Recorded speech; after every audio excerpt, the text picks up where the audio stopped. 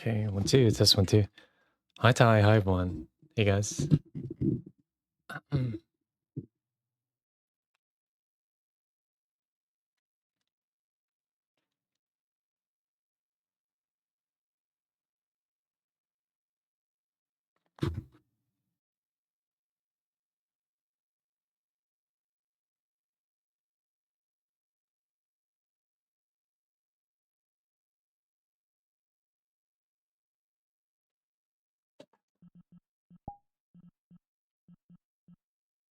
Starting soon thingy. Oh, they can hear me. Oh shit. Oh shit. Hello, chat. Hello.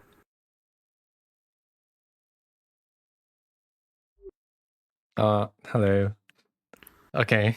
I think I'm gonna adjust myself. Fuck me. Oh, the space is so now I see awkward under now I that. see that now I see the angle. Now I see the angle.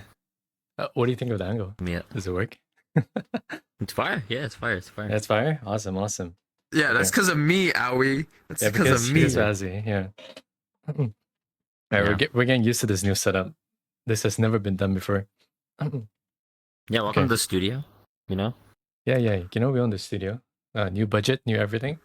Yeah. Okay. Yeah, hi everyone. Welcome to the 8th episode of Fake Asian Podcast, brought to you by your host Aoi, that's me, and then co-host Azzy VR. Lot is supposed to be here, but he'll join us later. And yeah, and our guest for today is Mr. Kuro here. Hello. Yo. Yeah. Thanks for having me. Yeah. Pleasure to have you here. Would you like to like introduce yourself to the audience real quick? Like what you do, yeah. Yeah. Things going on for you? So I'm Kuro. I'm 29 years old right now, and I go by any pronoun. You can talk to me any way you want. Currently, my life on VR chat consists of a lot of DJing and doing a lot of things in the music scene. I don't really play a lot of video games anymore. But for the most part, I just kind of like to socialize and meet new people, do a little bit of networking here and there, and just kind of throwing a lot of music events on the VR chat and anything I can get myself involved in. Right. I know you said you're new to the VR DJ scene, right? And before that, you used to be like a streamer, about right? a year. A former streamer. Yeah, so I did streaming. I did streaming for a while. I think I started like in 2020. So around like when people did all like the COVID stuff. I think around then, and I did that for a hot minute. I really did enjoy streaming. It was like a massive part of my life. I met a lot of people, a lot of friends through there. But yeah, it was mostly just VR chat streams. I did a lot of streams focused around like mental health. That's probably my most focal point and most unique thing. So I used to be in there from time to time. So I remember, yeah. And you did do like a lot of like dancing streams, right? Later on the line. Yeah. So later on, I did a lot of. I met Ron. Everyone knows Ron, and that basically got me down the alley of like dancing and meeting a lot of people from like the dance scene, and eventually I met Sweet Heat, and that whole crew basically formed a dance crew called Free Crew, which is still around. I don't do any dancing anymore, but I have a friend named Danny who basically still does a lot of dancing with all of them, and that's still like a major chapter of my life as well. Right. I think because of your dance crew, that's how I really like discover you in the first place. I think it was first like I discovered Ron, Sweet Heat, and then you after. And I know you guys were like the trio, right? You guys are like really close.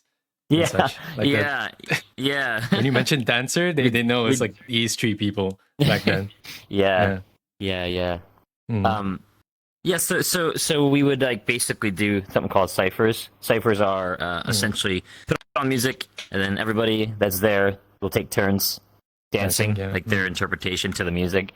And that was like kind of one of the best ways to connect with like the dance scene. There were battles as well. I wasn't really good at battling, but Sweet and Ron were both really good at battling, and that was like another way to get competitive with dancing because that competitive drive is what like would encourage other people to like learn new styles or push themselves to like a new level. But ciphering at the same time was always really fun to see your friends dancing and interpreting songs in a yes. non-competitive environment, to where it's just kind of like you're just cheering each other on more so than just like competing against each other.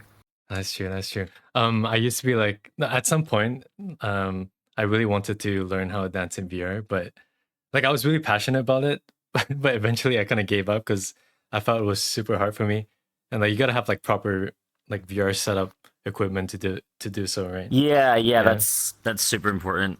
Because the tracking issues, obviously, stuff like that. Yeah. Oh, also, do you like know what this podcast is about? Because I know I roughly explained to you in DMs. No, it's right? I know that you're interested in helping share stories of people who have Asian-centered background and ethnicity. So that's really interesting. Like as he knows, like before all of this, like we already hosted like 7 episodes, but before like this episode, we didn't know how to properly like explain what this podcast really is.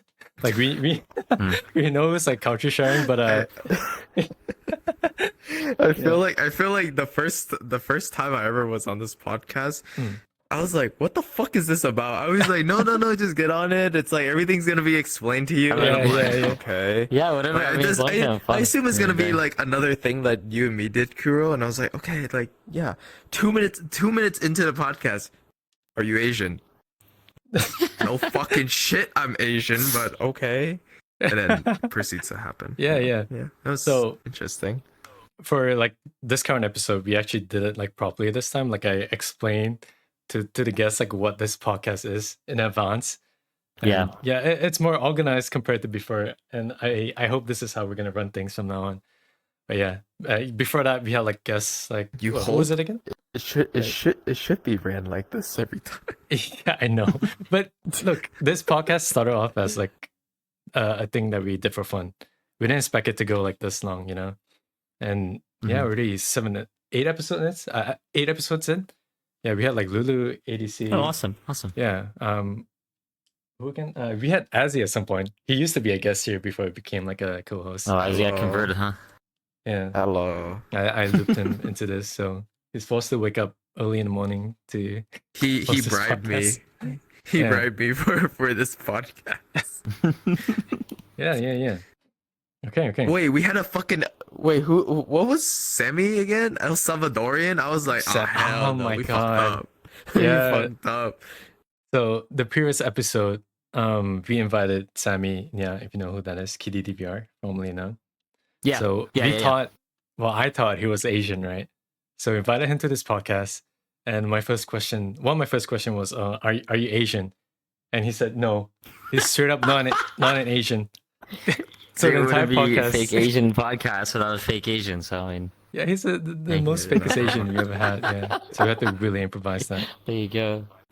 So I'm glad this time we're sure that you're Korean. Name. Yeah. It would be funny if I showed up and you're like, yeah, so are you Korean? No. No, I'm not Korean. No, but thanks for having me here. It's good to be here. He's like white European, and I'm gonna be like, what the fuck, man?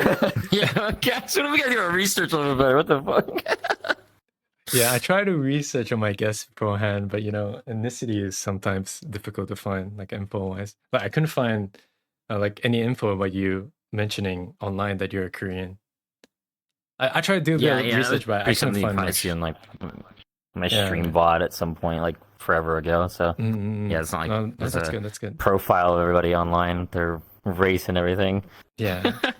Well, I'm gonna add this here. I honestly, the first time I met you, Kuro, I thought you were white, and then I just went. Everybody does. And then I was just like, I found out you're Korean. I was like, you're fucking Asian? Like what the fuck? Yeah. Are you saying appearance-wise? Asian Americans for you? Oh, okay. I mean, appearance-wise, he does not look Asian. Is that what you're implying? Or he is Asian? No. Oh yeah. Like his voice. Yeah, and it's my voice. Yeah. I mean, you can never tell, right, on this platform. I think like, voice-wise. I think you can usually tell, based off the way somebody like pronounces their like THs. You know, like when you just know another person's Asian. I don't know if you guys ever get that feeling of like you can just tell. Like Ron's accent comes so strong. Like you can just tell like the TH sounds. where it just like sticks out the most. That's usually what I pay attention to. Like, tell if somebody has it, or like their genetics, so the shape of their mouth or whatever makes us like can't pronounce like ths properly. It's like there. I think it's like if you know a second language, your mouth gets fucking confused, and then they're the accents will come through. Yeah. I mean, that's how I feel as well, because like, I mean, my first language is English, but I started speaking broken English, like Malaysian English. So I try to like slowly adapt to more, I guess, American-ish. But every now and then, it's quite clear that you can hear like that Asian accent slip out. So I really hate it, but I cannot control it. I cannot fix it, no matter how I try. It's just there. It's just there, you know. Yeah. But I mean, you're born and raised in America, so you don't speak Korean at all, from what I was told. Yeah, so I was adopted from Seoul, Korea when I was about like 3 months old. Like I wasn't even able to like speak yet. Raised by an American white family, and I had basically no exposure to any kind of Asian culture for a really long time. I did do a lot of like typical, Asian American things. Like I took piano lessons, I did viola. So a lot of that stuff so I had actually, it's so funny because I actually had a piano teacher who is Asian. She was Korean, and her whole family was full Korean, and this is pretty funny. But me and my sister, who's also Korean, but she was adopted from a different family, we took piano lessons there. And what we do is we play piano, and if you don't know anything about piano, you don't rest your wrists on the side of the piano, right? You don't relax your hands, because if you relax your hands, then you can't hit the keys properly. You can't hit the black keys properly. But if we did that, she'd take this ruler and she'd smack our hands, right? Just like a Korean household. Most Korean household thing you can think of, right? The first-hand experience. My dad found out about that and pulled us out of it. So that's the most like white thing you could do to someone being raised by Koreans. But it's really funny because that's like sounds like such a typical thing in a Korean household. Yeah. You smack with a ruler while you're playing the piano. Which obviously we weren't kids. Yeah, Korean family. Yeah, we weren't kids, but like if you think about it, and it would be such a normal thing, like in raising a Korean child in Korea who's learning an instrument. No, just smacking with the ruler, and it's funny. That's where I learned. That's where I learned about sushi, and I ate seaweed there. Like I don't know if you guys like seaweed, but like seaweed was like my favorite food as like a 6-year-old, 7-year-old growing up. I'm like eating seaweed. Like what? That's not like a typical thing for an American raised person. To experience. So it was obviously that connection that I had, whether it's like a deep rooted, DNA type thing where I'm just naturally enjoying a lot more Asian centered things, which I'm sure my dad had thought about sometime down the line, raising me, if they should, direct me towards things that were a little more ethnical focused for me growing up as an Asian American. So he did, right? Like as you grew up, he I mean, did you ever like travel like abroad, like back to Korea and to visit? Yeah, so I haven't yet. I haven't. It's funny you say that. I don't want to get too far into it, but something that's always been a difficult thing for me as an Asian, being raised by a white family, is that I find sometimes my connection to culture distant, whether it's a American culture or a Korean Asian culture. It's hard for me to feel that deep-rooted tie that I imagine you guys might have, where you are really aware of your background and maybe the history of your ethnicity. But for me, I've always been that person as an adopted Asian to where I'm really confused. I'm like, well, am I supposed to be somebody who is deep-rooted with an American culture or deep-rooted with an Asian culture? And either one feels distant to me because of the status of my of how I was raised. It's no, I get that. I feel like a controversial line that a lot of people who are adopted from other countries or other ethnic backgrounds might experience themselves, to where they have that kind of confusion of, okay, well, am I supposed to follow my Asian background and heritage, or am I supposed to follow the American side of things? And it makes it hard to learn about either side and feel that really deep-rooted connection that other people have over somebody who's adopted. I mean, I heard cases like this before. Like they're trying to find ways to fit in, but they don't know. Like you mentioned, like should I go left or right? You Right. know, kind of thing. Yeah. Right, exactly. And everyone always says, "Oh, you can just choose," but I feel like unless you are an adopted person from another culture, it's hard to just be like, "Oh, yeah, I could just pick a side." You know what I mean? It's not really the same thing as being born and raised, right? When you're born and raised, like you have no other direction, so you know exactly what you're supposed to be. So it's hard to differ between that. Okay. Yeah, I can agree with you on that point because it's like, for me, this is the weirdest thing. Both of my parents were Asian. My dad's born in Vietnam. My mom's born in Vietnam, but she was raised in Hong Kong, China. And this is kind of weird. My dad turned more whitewashed. I guess that's the right term to use. Is he turned more whitewashed than my mom? My mom went the other route. She's like, you know what? I'm gonna be happy being Asian, being Chinese, being Vietnamese.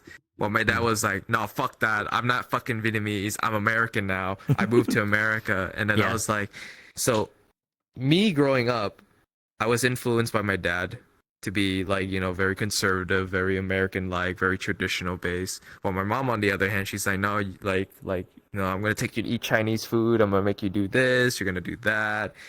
You're gonna understand the culture. And I kind of sat there and I was like, damn, I'm really having a fucking ethnicity crisis on my own. I was like, what the fuck? Like, what am I? Am I American or am I Chinese? Ethnicity crisis. That's literally that's where I was for a little while. Yeah, that's perfect. I feel like I'm still kind of in that area, especially something like this where I feel way more connected to people who understand a little bit more kind of what it's like to be an Asian American.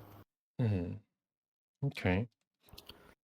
Well, I mean, with the person you are now, like, were you able to, you know, find who you really are in the end? Like, did you embrace being mixed or like I think finding balance? I think that's unwritten. I think it's still a little kind of developing.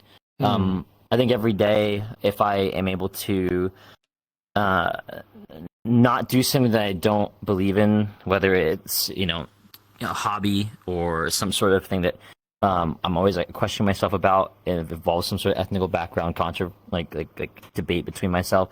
Then as long as I stay true to myself, at the end of the day, I think that's what matters the most. That's a great response. Yeah, that's pretty. Like it's just more like, you do what is to your best ability. You just do what makes you happy as well. Absolutely. And that's what comes down to being Asian American, or even like like a foreigner coming over here and then like adapting to the environment. Right. I think you do what's comfortable to for yourself, and not to please anyone, not to follow a norm. And I think that's the biggest thing. Is like, don't forget who you are. Don't forget your identity. Don't forget who you and what you are in general. Yeah. Okay. I mean, did you have like any issues like with your environment in general growing up? Like, were people treating you any differently? Being as like so this is Korean. That's a good question. It's funny when you're growing up, I'm sure everyone's always like made a joke about adoption at some point. Where like, oh, you're adopted, right? Like, and we've all like heard that kind of something. So that kind of thing, I feel like gets kind of swept under the rug. As this is the same thing that I think another thing that falls in that category is like children of divorce is another good category where it's like you don't really talk about it a whole lot, but it does affect somebody. Where unless you are in that position, it's really hard to relate or understand. So, as an adopted Asian, I'm walking around and this is actually pretty funny, but we had this test called the NJ Ask test, which is state testing for New Jersey, but I think it's grade 6 or under, grade 5 or under. And on that test, they always have you ask, what's your race, right? Up until 2nd grade, I was putting white on that test. I was putting white. And one day, my teacher goes to me and he goes, John, you're not Asian, you're white. Or you're not white, you're Asian. And I'm like, what? Like, I'm white. Like, no, you're Asian. I'm like, going home to my dad. I'm like, Dad, am I Asian? And Dad's like, yeah, you're Asian. What? I'm like, I put him white on the freaking test. So I think that's kind of a story in itself, to where when you're young, you don't know anything. You don't know better. You don't know yeah, that you yeah. look different. You think that your dad, your family is you. You know, you guys think you even probably call yourself blood related. You know, like I Yeah. thought I was blood related in my family. So that just like understanding those kind of things when you're young, you don't really realize that until you're older, and only then do you start to question yourself. You start to look at yourself and go, "Oh man, like am I the weird one? Like am I that weird guy?" But when you're young and innocent, you don't know. You treat yourself like anybody else. So Very once true. you become um cognitive to that kind of uh um that kind of nuance or like kind of appearance, and you're exposed to that kind of thing, only then does it start to bother you to where you start questioning a lot of things, to where it's okay, well, if I'm adopted, so who were my parents before then? You know, who put me up for adoption? Who wasn't able to take care of me to where they had to put me up? Why did somebody, Dad, why did you adopt me from Korea? Why didn't you adopt the guy down the street? You know what I mean? So then you start to wonder one of those kind of things, and that starts to become your you start to realize, okay, well, this is why I'm here now. So if this all didn't happen, then so when I try to compare that to like being a child of divorce, that starts to hurt in certain ways. It can start to affect you in certain ways. So where some people will be like, oh, well, here's like a good question. I was like, okay, what's your medical family history background? I don't know. Yeah, you want to know? I Yeah, have no idea. What do you? You My would dad know. like, okay, Oh, God. yeah. So then, so those kind of questions start to become really difficult to answer without just saying straight up, "Oh, I'm adopted." And when you tell somebody you're adopted, because of what I mentioned earlier, where people kind of joke about it, some people are a little taken back by it. It's like really, you're adopted? Like kind of early what happened where like we were joking about it before, where it wasn't really like you weren't trying to joke about, but instantly my brain's taking that in a way where it's okay, well, it's a joke because other people think it's a joke, you know what I mean? So it kind of swings a little differently for people who are, I feel like, are adopted in a family that isn't the same ethnicity. That doesn't apply just to Asians. It applies to every ethnicity that's adopted into a different family. I want to add this in because I don't honestly like no one's gonna find out my family shit unless one of you creepy fucks out there are gonna Google it. So, I have a cousin. She's lesbian, and they adopted a African American child. Kid is like 3 years old, doesn't know shit, and I'm gonna be like, how the fuck how in the hell are they gonna be raising this kid, and then he's gonna go through the medical field or like going through like a fucking clinic, and he's gonna be like, "What's your medical history?" I don't know. It's like yeah. I feel like that's a gonna be massive like part of what that I think growing experience is like. Yeah, but I think it's gonna be like a little bit like I mentioned, it's like the crisis that he's gonna have. Like the kid's gonna be hard. like, Yeah. well, it's like okay, like this is my parents. Like they love him, but it's more like, okay, am I Asian now because they're both Asian. Like both his moms are fucking Asian, and he's he's nowhere close to that. So he's gonna be like, well, do I do more Asian things? So I think he's gonna be raised more similar to Asian culture. Like he's gonna have rice, he's gonna do this, he's probably gonna fucking wash the dishes and put that shit in the fucking drying rack. I get But it. yeah.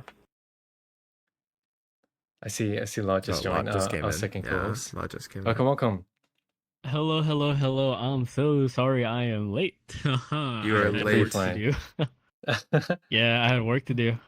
I had a Marvel Rivals sponsored event to do, so I was there. No worries. Yeah, Welcome, hello everyone. welcome. I'm the other co-host, and so sorry I'm late. And You're not even nice in to the meet you. shot. You're not in the shot. Yeah, come in a little. Squeeze in. Yeah. I'll get in the shot. Don't worry. Yeah. I'll Wait, get in let the me shot. move over here. But continue. Okay. He just fun fact. He flew in from Indonesia over here. Just letting you know. Oh wow. Sure. Yeah. Sure. We'll go with that. Yeah, we're playing. Yeah. But yeah. I guess just to backtrack a little, like whenever you tell someone that you're adopted, it's like the first thing they give you is sympathy, right? Is that something you hate at times? Like, oh, you Yeah, you're because adopted, you never really know. Yeah. You never really know, and it shouldn't really be seen as something that they should feel anything about. You know, I think about I'm gender nonconforming at the end of the day. I don't really have any kind of like preference in regards to gender. I think gender should it's a label for many people. But when I think about someone who's adopted, I think in the same way where it's not really something that any should feel anything about because it's just a part of somebody. You know what I mean? It's like if I like a different color, you know, it's just how I was raised. Oh. And additionally, you don't know the reason why I was adopted. You don't know what that reasoning. If the family beforehand wasn't able to take care of me, and that was something that they had to do.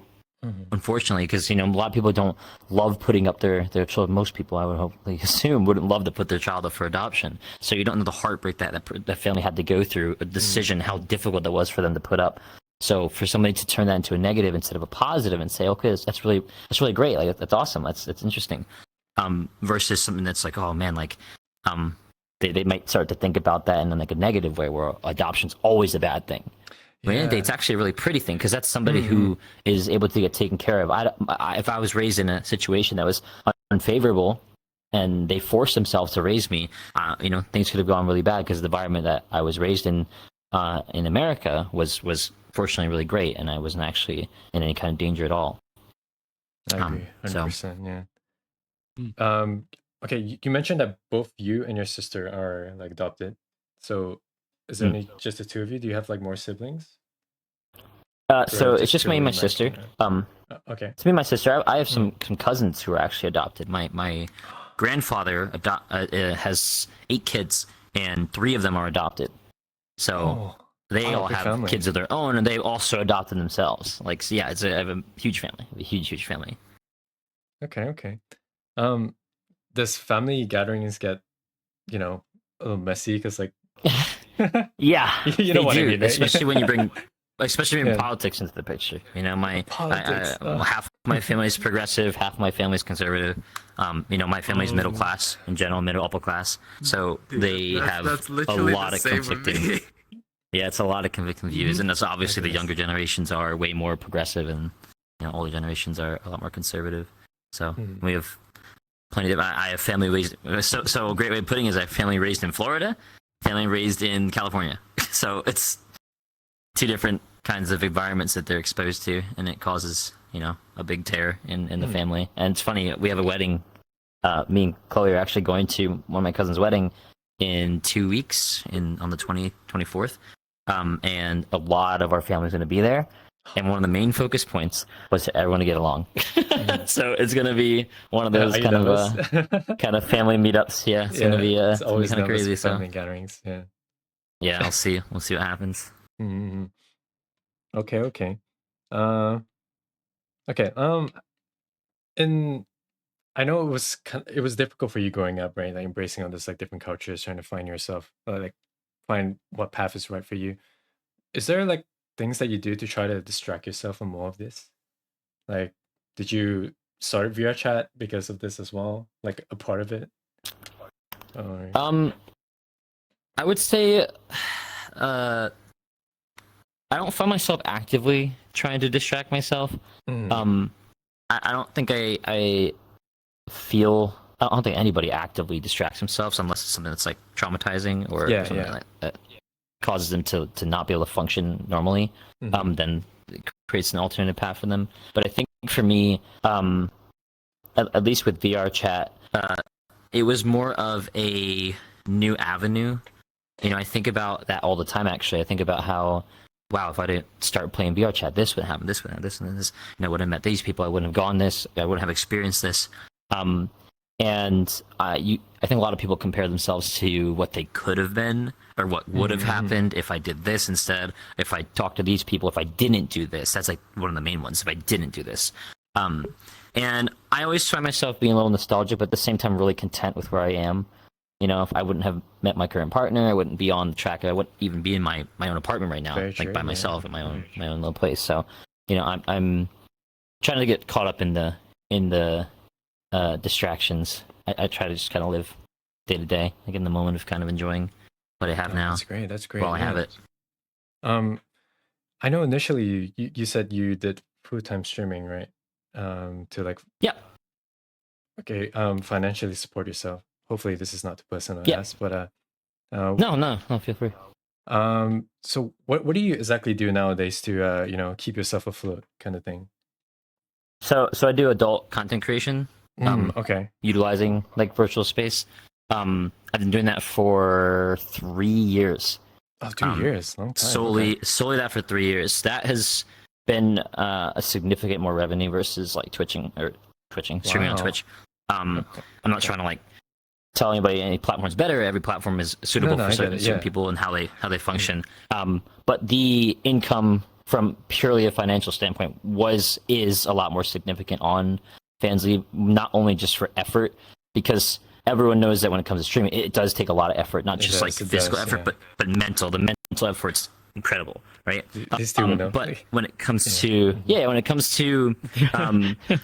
the adult scene and that creation over there, I find myself not needing to invest as much of that mental strain that was so significant when it came to streaming on Twitch. Because for me, streaming on Twitch started out as a fun hobby thing, you know what I mean? I was like, oh yeah, I might as well just play some games. But then as I started making money, it's kind of just like, oh well, now this is like a job. And everyone knows when it comes to passions and jobs, those kind of things start to intertwine to where you can no longer do it just for the fun part. You have to try to earn something, right? So it causes you to make decisions that you otherwise would not have made had there been no incentive for money to begin with. So that obscures a lot of decisions when it comes to the hobby, and I think that's ultimately why I decided to distance myself from streaming, because I found myself making decisions where it was more for the financial purpose versus the enjoyment of actually streaming. So I would question myself, oh, am I actually enjoying streaming, or am I just doing it because I need to? And that's what I was like, okay, I need to find a new way to make money because I no longer want to do this anymore. So that caused me to steer down the direction of adult content creation, which slowly over time I converted to be my main avenue.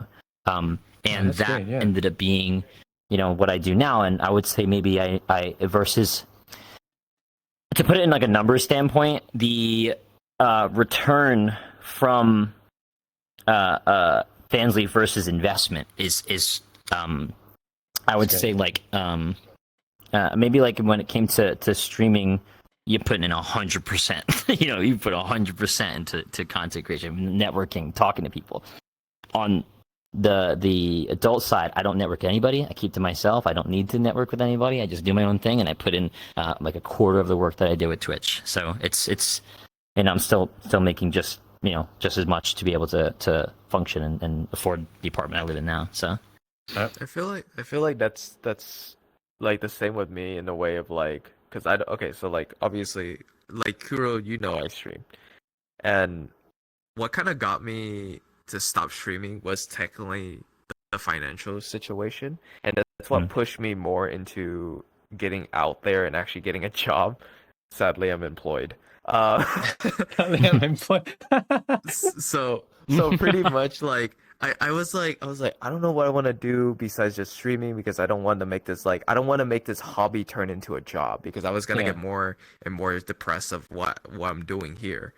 So that's kind of led me into a career in medicine, and now Aoi knows that I'm trying to be a freaking doctor. The most Asian stereotype ever. Such a smart boy. Yeah. But yeah, I think I see that. It's like, if people are gonna get into streaming or they're gonna get into content creation, they're gonna end up finding out like, hey, the financial stuff that they see is gonna push them more into like, okay, I don't want to do this. This is gonna hinder my viewers, or this is gonna hinder my monthly income, and it's like, I don't think that's fair. I think if you're gonna stream, you have to genuinely have a passion for streaming, or you just want to have fun and just do it as a hobby. That's it. Nothing else. It's really hard to get a job. Sorry, go on. Yeah. I've done the same thing with like my journey with like streaming. So initially I did a lot of YouTube and everything, and I did streaming afterwards. I've been in this game for like 10, 15, oh my god, I've been in this game for like 15 years. But it was at some point I realized that me trying to push out content with the idea of trying to make it financially feasible was the quickest way to get super dispassionate about content creation. And it leads to very, very fast burnout. I think that's the standard kind of like idea that gets wiped across everyone's brain the moment a little bit of money comes into contact with a passion like streaming. And you start to find other avenues to kind of keep your content going, right? Because like what he said, like it's like, okay, if I do this kind of content, sure, I'll make money, but it starts to limit my viewers. Suddenly I don't get the kind of viewers that I want, or I suddenly don't get the kind of interaction in my chat that I want. So is it really like it may pay a lot, but is it really worth it? And oftentimes it's not. Oftentimes it's worth the very, very short investment that you do it. You get the bag, you're kind of happy. And then afterwards, in the long run, it hits you harder and harder and harder. Yeah, Very absolutely. true, very true. Because you can no longer, burnout is no longer a thing that you can decide to take care of by taking breaks, because those breaks, obviously, even missing 2 days of streaming sometimes impacts people on a significant level in regards to viewership and you know, what's it called, like returning viewers. It comes that even impacts people at some point. And like I mentioned before, but when it comes to like that adult creation, it's what you make of it. You can disconnect yourself entirely from the community and have a stage name and have no interactions on a personal level at all whatsoever. As a streamer, people who watch those streams often want that personal interaction with the streamer, and it becomes an important part of the brand at sometimes. Not all the time, but sometimes that ends up being your MO, especially if that's how you started your streaming, where it's like, oh, I just want to be me, you know, I want to hang out with people and talk to people, and that now it becomes your whole brand. So you can't really afford to change that. But like I said, in adult creation, you know, I could be the owner of 4 different accounts, and you guys would have no idea, right? That creates those opportunities in a way where you can treat it way more like a business and have the ability to separate the passion from it, to be able to say, okay, well, my passions are elsewhere. This is a job to me. And if you ask anybody who talks to me in regards to what I do in regards to adult content creation, that is solely a work environment for me, and I treat it professionally in that way completely, and I don't allow it to be a part of my passion, and I think that's what allows us to have been so sustainable for so long, and I still am on that same exact path and trajectory ever since I started. Right.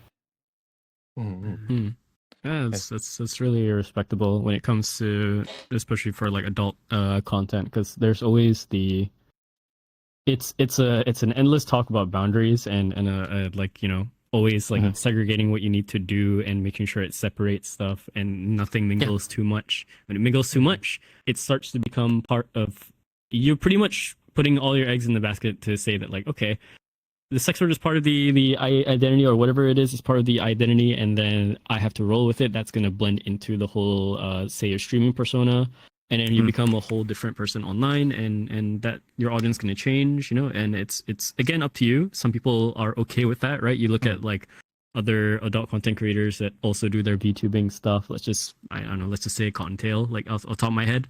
It's like she enjoys doing what she does, and she has her other avenues of doing revenue, and then she has her other avenues of doing her passion, but it's mixed into her own personality that she does do the adult content. But some people don't want to mix in that as their identity. They want to keep it very separate, and that, I think that's fair. I think that's even more respectable because it's harder to do.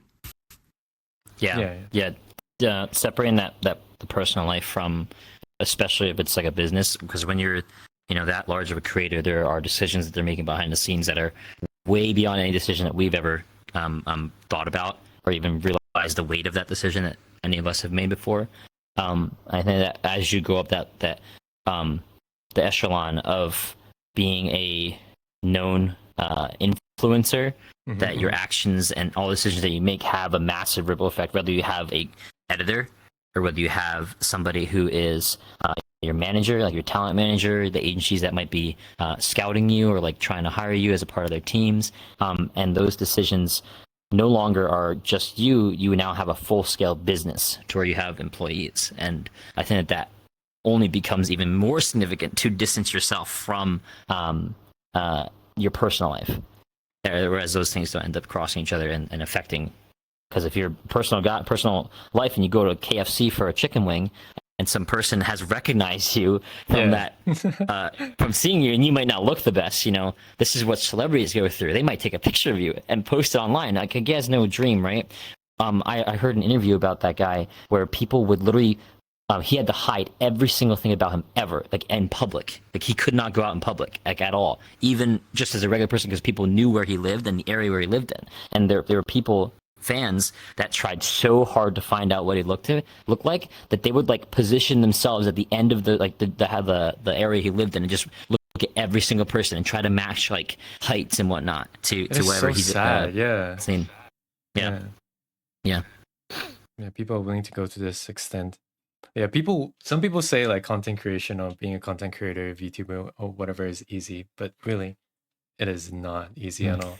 That's like so much mental Yeah, toll. like- There's so No. much thing you have to consider, No way. factors. It's never. It's never I easy. see. I love how you add that in there because it's because I work in the medical field. I have so many coworkers that say like, "Oh, I want to do content creation," and I ended up like giving them the disclaimer. I'm like, do you really want to go into content creation, or are you just doing it because it looks cool and it looks trendy? Hmm. And I was talking to them, and they're like, I asked them, would you rather be a doctor and where you're going now, or would you rather make content? And they're like, oh, I want to make content.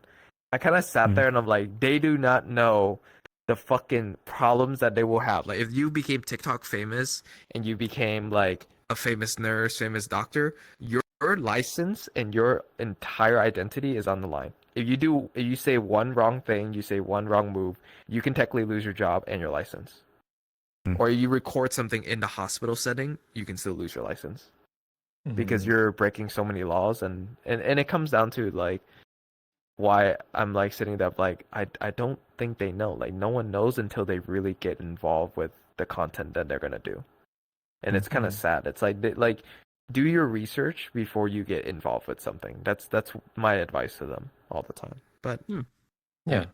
It's a whole magnifying glass situation Mhm. because you're under so much more scrutiny. I feel it's the same for a lot of different fields. A few that I've been, but I think the medical one is probably the best The best example I can example, think of. There's Mm.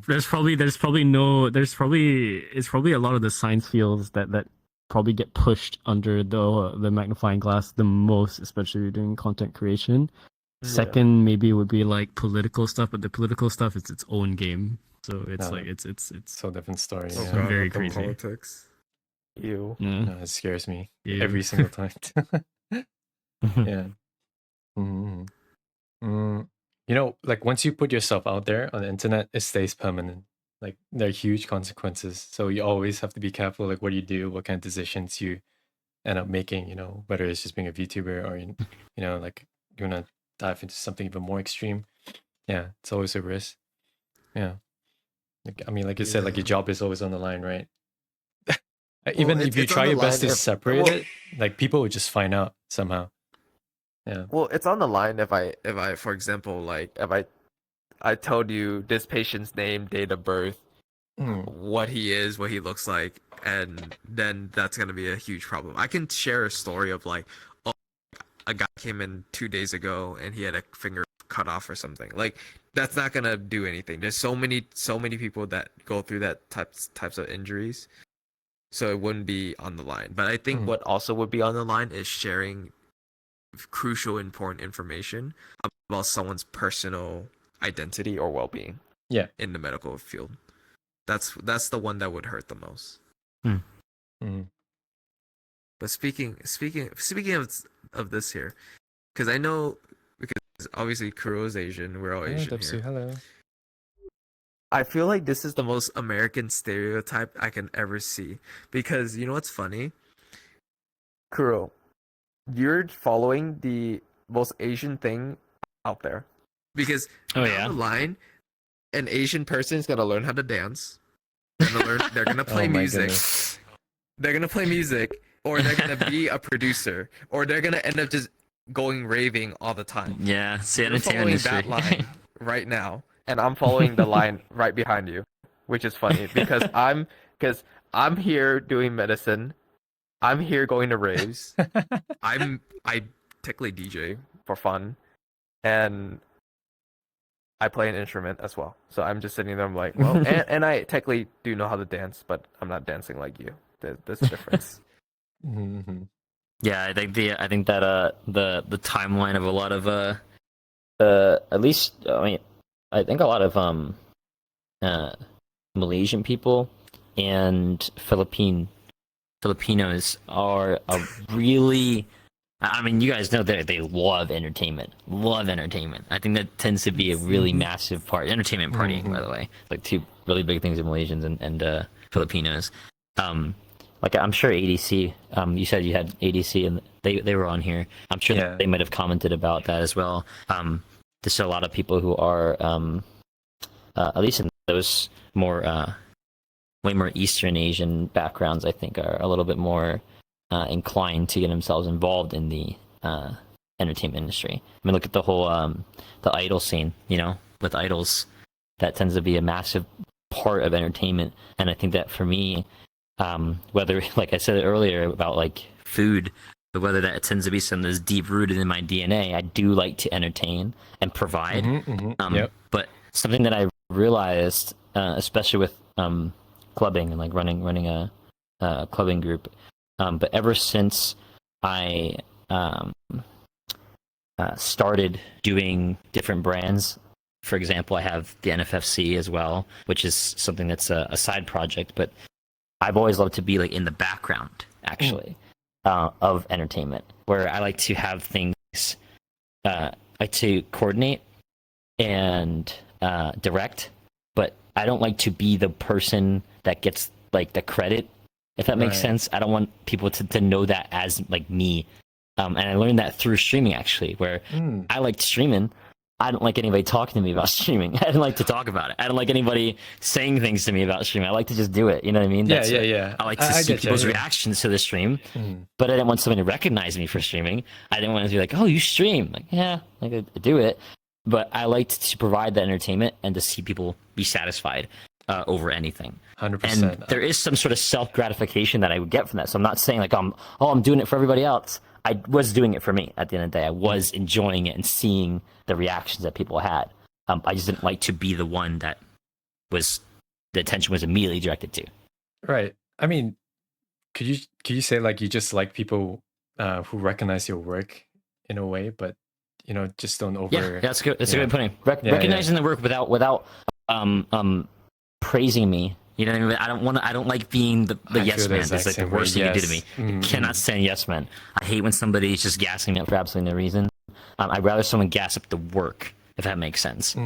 The work and effort and the people who worked on said project versus the individual that came up with the idea. You know what I mean? It's just an idea. Anyone can do it. It's just about that creates imposter syndrome for me personally. And that actually does carry over into the club scene at times where like you know that like you might have bombed something or bombed a set or didn't put a lot of effort into something, because that's the worst feeling when you know you didn't put effort into something and then somebody goes, "You're so amazing, you did so well," and you're sitting over here like, "Oh my god, I didn't do anything for this. Like, what the fuck? Thanks a lot, man. Like, I worked so hard on this." Like, and you know you didn't do anything about it. So that for me is why a significant reason why I don't like to be necessarily the person who is receiving all of the credit for whatever it is that I worked on. I'd rather them, you know, enjoy the actual product, not the person behind the product.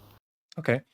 So, I mean, like with your group offline, right? I assume you have like a huge, well, decently sized behind the scenes kind of team helping you set things up. Or is this? You'd think that. you think that. It's me, and my partner. Just you two. Wow. Wow. Okay. Yeah. So I do all the map. Creation, design, concepts, and That's impressive. we actually. It's funny you say it. We actually have a new line of events we've been throwing, which surrounds Left 4 Dead. Have you ever played Left 4 Dead before? Xbox 360 game. So we run this event where everything's Left 4 Dead themed. We do like the map. So you guys know what No Mercy is? It's like the level of Left 4 Dead 1 when you first start. And what we did is we actually recreated the entire No Mercy hospital lobby. There's like a lobby, and we decorated it to be basically a club. So we set up lighting in there. We set up DJ decks. We set up like a really well thought out traffic. So when you design a club map, traffic is like foot traffic and how that's designed. The philosophy behind that is actually a whole nother avenue of what it's like to like actually run a VR club. Yeah. But those kind of thing that we incorporate into the map, and then you get basically a really well themed event where people show up in like zombie avatars, like zombie killing gears, kind of what we tell people to wear. So they'll like outfit their avatar to fit that theme of the night. This weekend, tonight actually, we're running an event called Hard Rain, which I don't know if you've ever heard of Hard Rain, that map in Left 4 Dead 2. And we have toggles to where halfway through somebody's DJ set, it's going to start to rain a little bit harder and a little bit harder. And when it gets really peak, it's going to downpour. And there's like real-time thunder and lightning that's going on the map throughout the entire. So imagine you're like raving in VR and like lightning's flashing and thunder's flashing. That is all me and Chloe's vision of what we want to run, at least for that themed event. And all of our maps are designed around immersion, maximum immersion. So we have really, really quality lighting. We have something called like light volumes. I don't know if you've heard of that. Yeah, I've heard of it. VR asset. We use really high ambient occlusion, and we basically do our best to simulate as close to what we can get to like that real life raving or clubbing experience. Well as and again, that's me and Chloe's vision, and it really is just me and her. You know, we do all the booking, the lineups. We have like the visions of what kind of music you want to be there, because when you run an event, you can handpick what kind of music is played at your events. Yeah. You know, we have a very specific vision of what kind of music is played at our events. So when we book DJs, we tell them, hey, like this is what we want. You know, this is who's on the lineup. This is who's doing your visuals, like blah blah blah. And again, that's just me and Chloe and Kenzie. Actually, sorry, Kenzie's also part of offline as well. But yeah, that's just the three of us. I'm lost for words. Like that's like you guys do like so much with like such a small team is really really impressive because. I mean, that's another. So, like I mentioned before about when you realize you're not really doing a whole lot. I mean, making a map, I guess, in its own thing is a lot of work because you do have to have the concepts and you have to be able to know how to make a map in general. But when it comes to actually booking, it's really the DJs. The DJs are the ones that do everything. You know, and me and Chloe both DJ, so it's really easy for us to just like play. You know, we play all the time. But you guys make the idea ourselves happen, you know, like you created map, the team, everything. Right. So it all comes down to you guys. You created like that, not just platform, but like the blueprint, I guess, the way to put it. And you just set the foundation for essentially what we're looking for. And it's not like everyone has the same visions too, right? So our unique vision is what separates our club from other places. Okay. Yeah. Well, my question is this here. Would you say like if you, let's say down the line, you would add another person to help you out with, let's say, map making or doing all these other things, would you say that would make it a lot more complicated because you cannot, absolutely, because not everyone has the same vision? Absolutely. So my you can even ask Chloe when she and I first started dating. I had this crisis because I ran offline basically by myself for the longest time.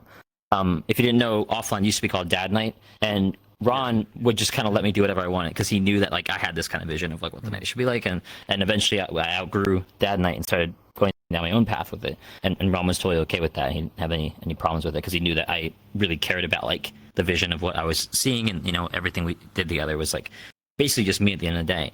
And Ron was really in charge of like that community part of it, because like I said earlier, I didn't love anybody coming up to me and being like, you're so cool, like we love your thing, like, you know, I didn't like that kind of thing. But Ron likes that kind of thing. Ron likes to kind of, you know, be in the limelight and hang out with a lot of the people and meet other people. But I was really just there to dance and drink, you know. I wasn't really trying to meet anybody. I was just kind of doing my own thing. So to go back on what you said, adding more people to that obscures the vision that I'm after. And since I don't really care for like pleasing other people or like trying to cater to other people, if I don't have that control of my vision, I don't gain anything from it. You know what I mean? I don't have that direction I want. So when I first started dating, and she's like, make me a corner of offline. Like we should work on it together.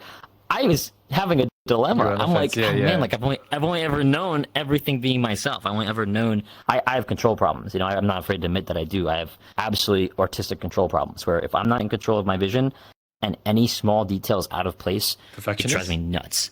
It drives me nuts. Yeah. And it's a perfectionist mentality, but it's not like I can't bend, I guess. Yeah. As long as I'm the one that's making the influence of that said bending. Does that make sense? It does. So that kind of perfectionist mentality makes me really have these knee-jerk reactions to somebody involved in a project I'm working on, to where I am like, oh man, I can't.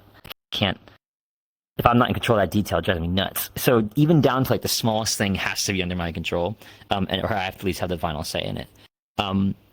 And a great example was I know another group who they own the club, but they don't make the maps. Somebody else makes their maps. That would drive me nuts if I can't choose exactly where everything is and how everything's set up and how the audio sounds and okay. what am I even doing? You know what I mean? What am I even doing at that point? You know, so so that is a massive part. So if somebody were to offer to like make a map for me, I can do it. You know what I mean? I can do it on my own. I'll figure it out. I'll learn. I'll do whatever it takes. I'll learn how to DJ. You know what I mean? I'll find that kind of genre I'm thinking of. You know what I mean? So yeah, adding another person does make a massive impact on not only my mentality, but the entire project and entire vision in general. Kenzie was added onto it as a mutual friend of not only mine, but Chloe and her are like best friends. And she is a massive part to what we do, but she has her own kind of designation of like running a specific kind of night that, again, was my decision at the end of the day. You know, it wasn't like they just came aboard. It was something I had to like think about for a bit. So Okay. Yeah, I think that's I think that makes perfect sense to why, like you like it's a beauty to see your creativity shine in the club scene right now. And I will admit, like, I have been to so many events that you've hosted and everything, and it's been spectacular. I think the biggest part is, you know, if you I don't know why, but I think other people contributing can help, but it can also delay things. And that's what I've noticed in working on group projects, because I'm similar to you with my own schoolwork, because I'm running right now that someone designated me as like the research leader and I'm like the whole group leader, and I just told them, I said, let me do all this shit, please don't fucking talk to me. Like, I told them, don't even try to fucking watch the videos. I'll watch all the videos, do everything else, y'all just sit back. And they're like, no, we have to contribute because the professor said this. I'm like, you guys are gonna mess this up because you guys are gonna add something stupid and it's not gonna work. And lo and behold, I was right. I was like, I let one person try it, and I was like, no, it's not gonna work. We sent the draft in for the professor, and she's like, what is this? Like, why is this here? This is like nonsense. And I kind of understand exactly what you're going through, but I wouldn't understand going through like the clubbing scene and everything. But we share some sort of like like similarities, and I think that's another Asian trait. That's another Asian like stereotype. yeah, I think it's like that hardworking mentality, you know, like, where you want to do everything. We want to do like, our own things, and we don't want Yeah. other people to influence it. That's why. Yeah. I think I put it into a mentality of also like, if I'm gonna make mistakes, I don't want to have to be the reason for another person to fail. If I decide to make something that's irrational in my, like a decision that's irrational in my head, I don't want it to affect said person working on the project with me. I want to be able to be the one that causes my own problems, and vice versa. I don't want other people to cause me problems. I find it more so when I'm choosing to work on something on my own that I am thinking about. I don't want to have to like have a debate over choosing what to do. You know what I mean? I don't want to have to explain my reasoning because I know my reasoning in my head. You know what I mean? I know why I want to do this. And for me to have to try to, one, change another person's vision of what they want, or B, compromise. Like, I don't want to compromise an artistic vision. You know what I mean? That's not really what I'm trying to do. I have a vision, and that's what needs to happen. And I think that's ultimately, I guess, when it comes to creativity, because in your sense, when it comes to like a group project for an actual grade or like a result that needs to be, has a standard, if I fuck up in regards to creation, artistic visions, art is subjective. there is no right or wrong, right? It's just I Yeah. tried something, it wasn't what I liked, it is what it is. But if you make a decision on a group project where you have a grade directly involved or something that's a result that needs to be a standard, now that affects you completely different when it comes to artistic creation. Because now you're actually taking the art in your education and your opportunities. So to be the one to say I want to work on this, just me, like I just want, like, that makes way more sense in that manner, because art is, like I said, it's subjective, so it can be anybody's vision Yeah, at and the end of the day. I think it's like, the artist is, you have your creativity, you need to, and you want to express how you feel. You want to express your vision. Yeah. And I think you can't just, because not everyone thinks the same. We don't think alike and everything. So if I would give you the suggestion to, let's change this lighting right here, you'd probably be like, no, we can keep this because it looks good already. In my eyes, it's going to be completely different. And in other people's eyes, they're going to be like, why the fuck is that there? Or like, some people are going to like it. I think with that said, in art, it's all about how you want to see it. If you see it this way, it's going to end up being that way.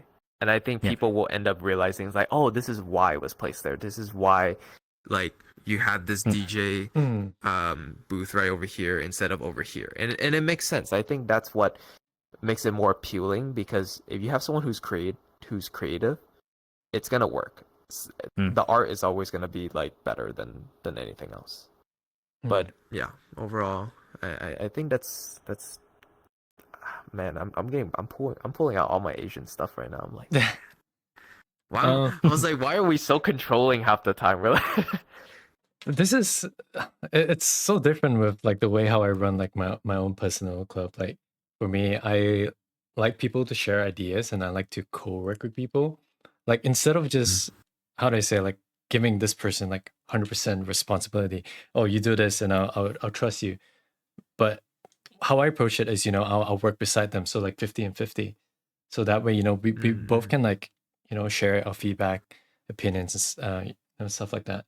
And then work towards align ourselves towards a vision, So Yeah. I prefer to work on it like that when it comes to running clubs.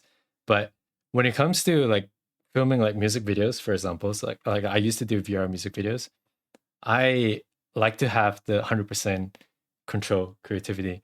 So that's I share the same perspectives as you in that field for like filming music videos, but it's different when it comes to running clubs. So it's kind of weird for me. Like it kind of depends what I'm doing.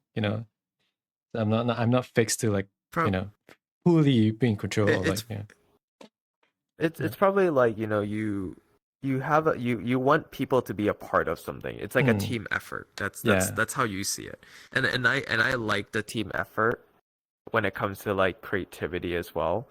But I've seen so many moments where team effort can be so bad because you let someone have 100% of something, and I think you're doing it in a good way. You have 50% of this, you do 50% of the other work. And I think contributing that, you guys collab and you guys do everything else, it's gonna be fine. But if you solely want your perfect vision of what you see, you have to do it yourself. You always have to do that yourself then. And that's ultimately up to each individual. Like for me, if I want to do something and I see the vision, I don't usually tell people like about my vision. I just be like, oh, let me just do it, and then it's gonna work. Right. That's how I always do it. I struggle to like put my words, like explain my vision most of the time. I'm not sure if it's the same for you guys. Like you have all the ideas, but like you can't like, oh, I want this to be pink, but like there's more to it, but you can't really explain it verbally or something. Yeah. Well, I suck at explaining a lot of things verbally, in the sense of like, if I'm gonna be like explaining a PowerPoint presentation, I need to actually have that PowerPoint presentation. I cannot fucking go off on like a lecture without anything in the background. And I don't know, is that the same for you, Kuro, where you have to have a visual representation if you're gonna explain to someone your ideas, or no? So there's a couple different ways I go about that, because I think when it comes to art, at least art from an artistic standpoint, it's a dynamic thing. So when I'm inspired by something to either create or curate an idea, that idea is actively changing as you go down the line of creation. And as that idea progresses, it's kind of a snowball effect. So if somebody sits you down and says, okay, what's your whole vision? Like, what do you want? It's sometimes my answer is, I don't know, but all I know is I want this specific thing right now. And that leads into the next thing, to the next thing, to the next thing. And then there are times where that idea is completely different. When we decided to do No Mercy, Chloe and I were playing Left 4 Dead. We were literally playing Left 4 Dead 2. We walked by this area, No Mercy, and we're like, could you imagine doing a DJ event here? And me and her instantly, we're like, oh my God, we're doing this. We're making this happen. We had no idea what we wanted, but we knew that we wanted it to be that specific thing. And then as the artistic creation process goes through, you start to iron out a lot of the small details. And we knew we wanted to do Hard Rain the same time we knew we wanted to do No Mercy. So Hard Rain came months after the idea even started. But that's purely from an artistic standpoint. When it comes to something, it's a little bit less and a little more like business, or when I think about like something that's like for a brand, I think it's way more important to have your details ironed out prior, because now when it comes to improvisions, you have a lot less wiggle room, especially if there's higher risks that need to be taken, or investments, for example. And investments are a really important thing to consider when it comes to a vision, because let's say I was paying somebody to make a map, right? Paying someone to make, I can't just tell them, well, all I know is I want these to be here. What do you think? Now my process is a lot more, is more impeded. But if I know how to do it myself, I can take a lot more risks in regards to improvising. I don't have to worry about, again, this is another benefit to working on a project solely on my own. I don't have to, or not solely on my own, but along with just Chloe, because we don't have to worry about anybody else's opinions. We just can dynamically change things. We don't have a deadline. We don't have any kind of like people to report to. We're not someone always reporting to us. So again, those dynamic reasons are, I think, are a massive reason why that process is a little more. There's a lot more nuance to it, because each step is its own individual process on its own. Okay. Yeah, and I think that's like such a unique capability for a lot of people. It comes down to like, I don't honestly, I just see like, everyone has their unique vision and everything, and I can't stand the deadline shit. That's why I hate fucking school, for one thing. It's like, it's always like, if you don't get this shit done and it's graded, I'm like, it's like, dude, I hate that shit. I just want, like, if you're gonna give me a project, yes, the deadline is important, but it gives me, I want enough time to like think and comprehend a certain project and then be able to present it at its maximum capabilities. I don't want to just be like, all right, here's the fucking effort I put in. That's it. That's how I feel. I don't know if that's the same for the rest of y'all in that sense. No. I'm sorry. I've been a bit quiet. I've been resting my voice a bit because the casting. No, you're fine. Yeah. No, Yeah, you're fine. I'm a bit more on there as well with the deadline stuff. I grew to hate deadlines a lot.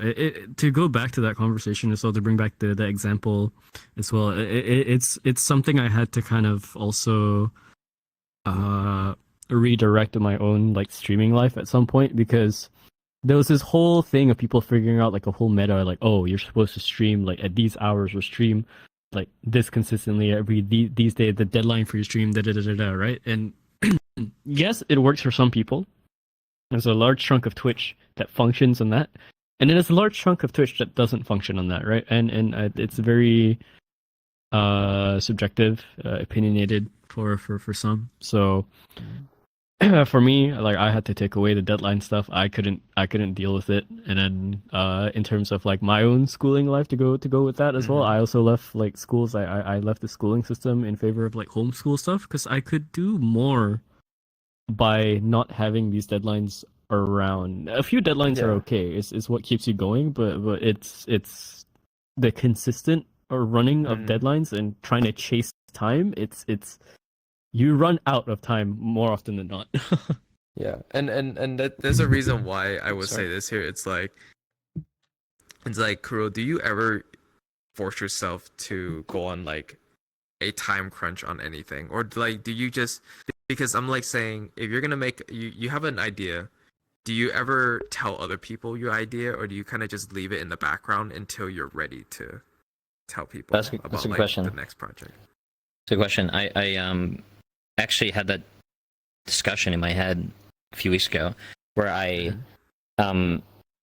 always like take a step back every now and then, look at myself and like try to assess, like, am I the person I want to be every day? Like, am I doing? There's something that, a motto I stuck with me for like two years or something like that. It was like, every day I'm gonna be truthful and honest to myself, like just every day truthful and honest.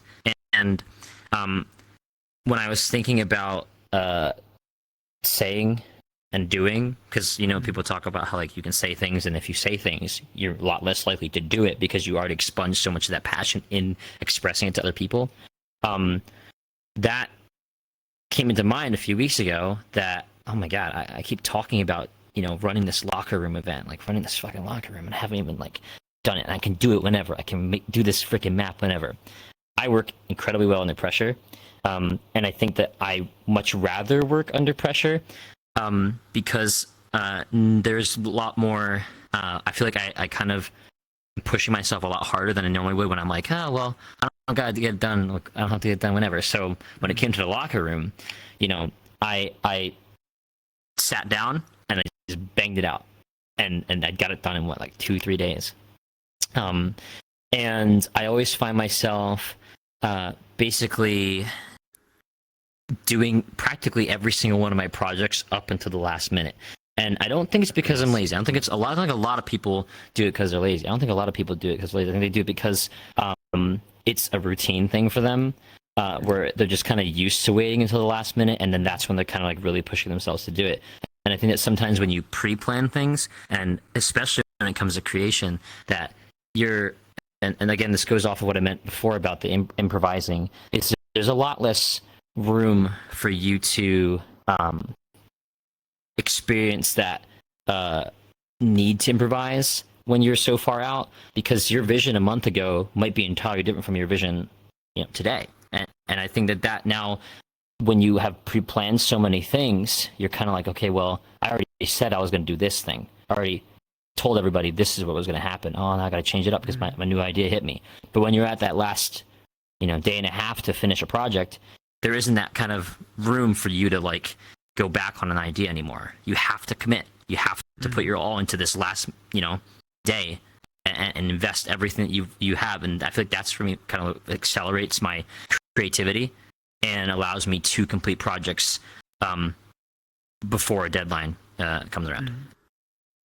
Yeah, I can relate to that in a sense, but Aoi, you wanted to say something, right? Or no, sorry, go on. Yeah. oh, okay.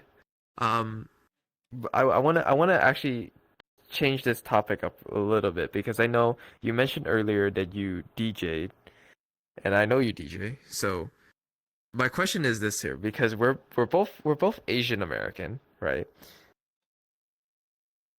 This is the one thing, because I live over on the West Coast. You live over on the East Coast, correct? This is just I'm actually not. I'm in like the Illinois area, so. Oh, okay. It's the kind of, I guess, the East Coast Central Time Zone.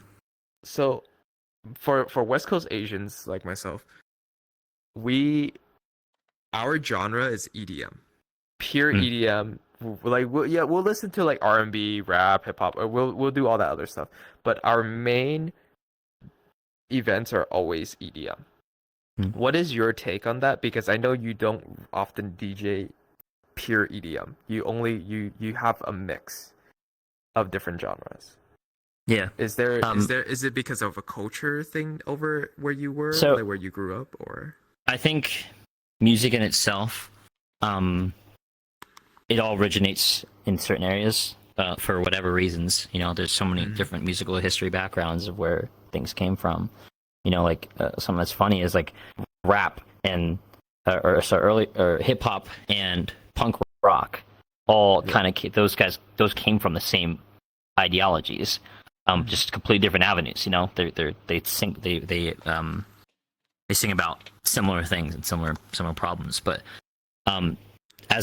using that as an example, I think that to put yourself in a category because of your location is something that constricts you from being able to, especially in the DJ scene, but to like grow and learn more styles. Mixing hip hop and mixing EDM are different. They have similarities. I think when a DJ is able to express themselves using multiple genres, or to curate a specific atmosphere using multiple genres, that does increase their level in a technical way, because it is difficult mixing different BPMs. If you ask anybody, mixing an 87 or like a 160 BPM track into something that's like 100 BPM or 130 is like difficult. 86 or 160 area is annoying as heck for any genre. 100 BPM is annoying as heck for any EDM genre. There's not a lot of 100 BPM EDM genres out there. And when a DJ is able to do that, it creates a much broader spectrum and a much broader color palette for them to be able to change the moods in the room. And for me, when I DJ, I do try to incorporate different genres, because if we're all like bumping the same rhythm all night for an hour straight, it can create some sort of monotonous atmosphere. Whereas when you are a multi-genre DJ, if you feel like, oh wow, this is not hitting, like this vibe is not hitting at all, you're able to on the fly switch that up in a more technical way. I'm not saying there's anything wrong with just literally pausing a track and putting another track on. You could literally do that and no one would really care. But you are able to express in a different way when you are more aware of that technical side of exploring new genres. And I think to constrict yourself to one genre just because you grew up in that area, or to say it's superior in any way because you like it more than another person, I think it does inhibit your ability to be more creative in an artistic way when it comes to DJing. Yeah, it's because like a lot of my friends, they'll be like, oh, like I love EDM, I'm like into this stuff, and I'm like, have you guys ever been to like a club that plays like hip hop and like throwbacks and all this other stuff? And then like my friends is like, no, I don't usually do that. I'm like, I don't know, I guess it's just a West Coast stereotype that we grew up on melodic dubstep and then a lot of like house, drum and bass and all that stuff, and I think that's what my environment has influenced me. But the weirdest thing is that, because like I said, I DJ for fun, my friends have noticed that I will incorporate EDM and country music, which is out of the norm. Because they're like,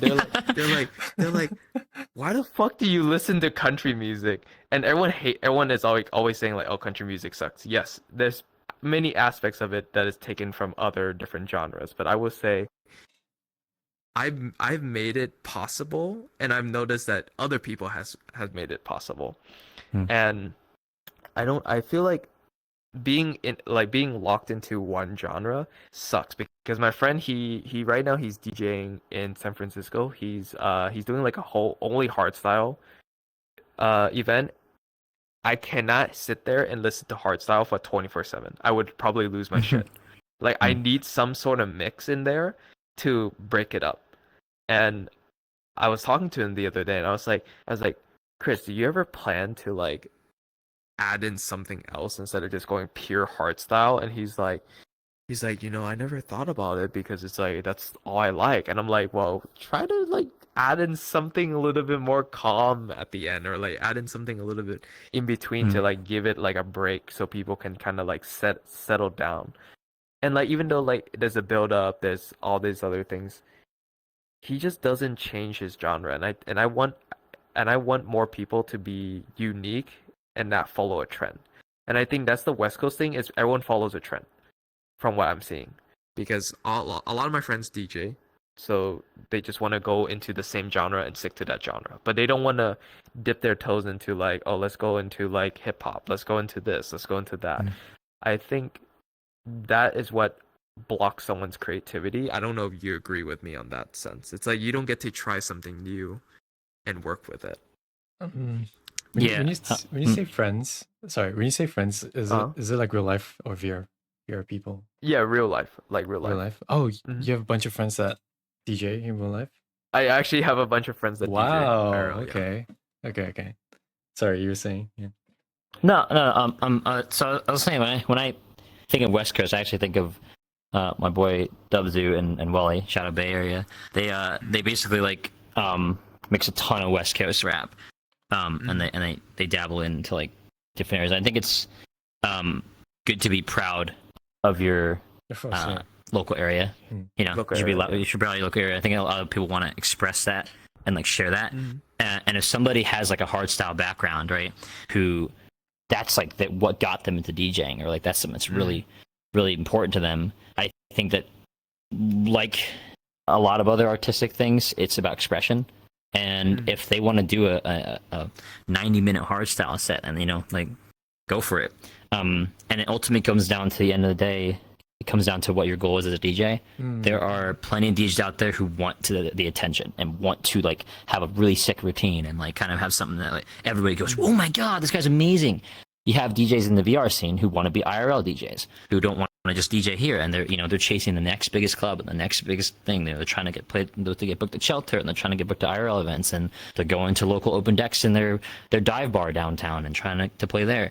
And I think that it all depends on what your goal is. Just like any other art, it's subjective to what you want to do as a DJ and what kind of genres you envision yourself playing and what vibe you like to be a part of. And if other people don't like that, then they're going to walk out of the room, and that's fine. And there's going to be tons of people who love that about you and love, oh my god, I love this guy rips hard style every single set. I love that. I know what to expect. I know exactly what I'm getting myself into.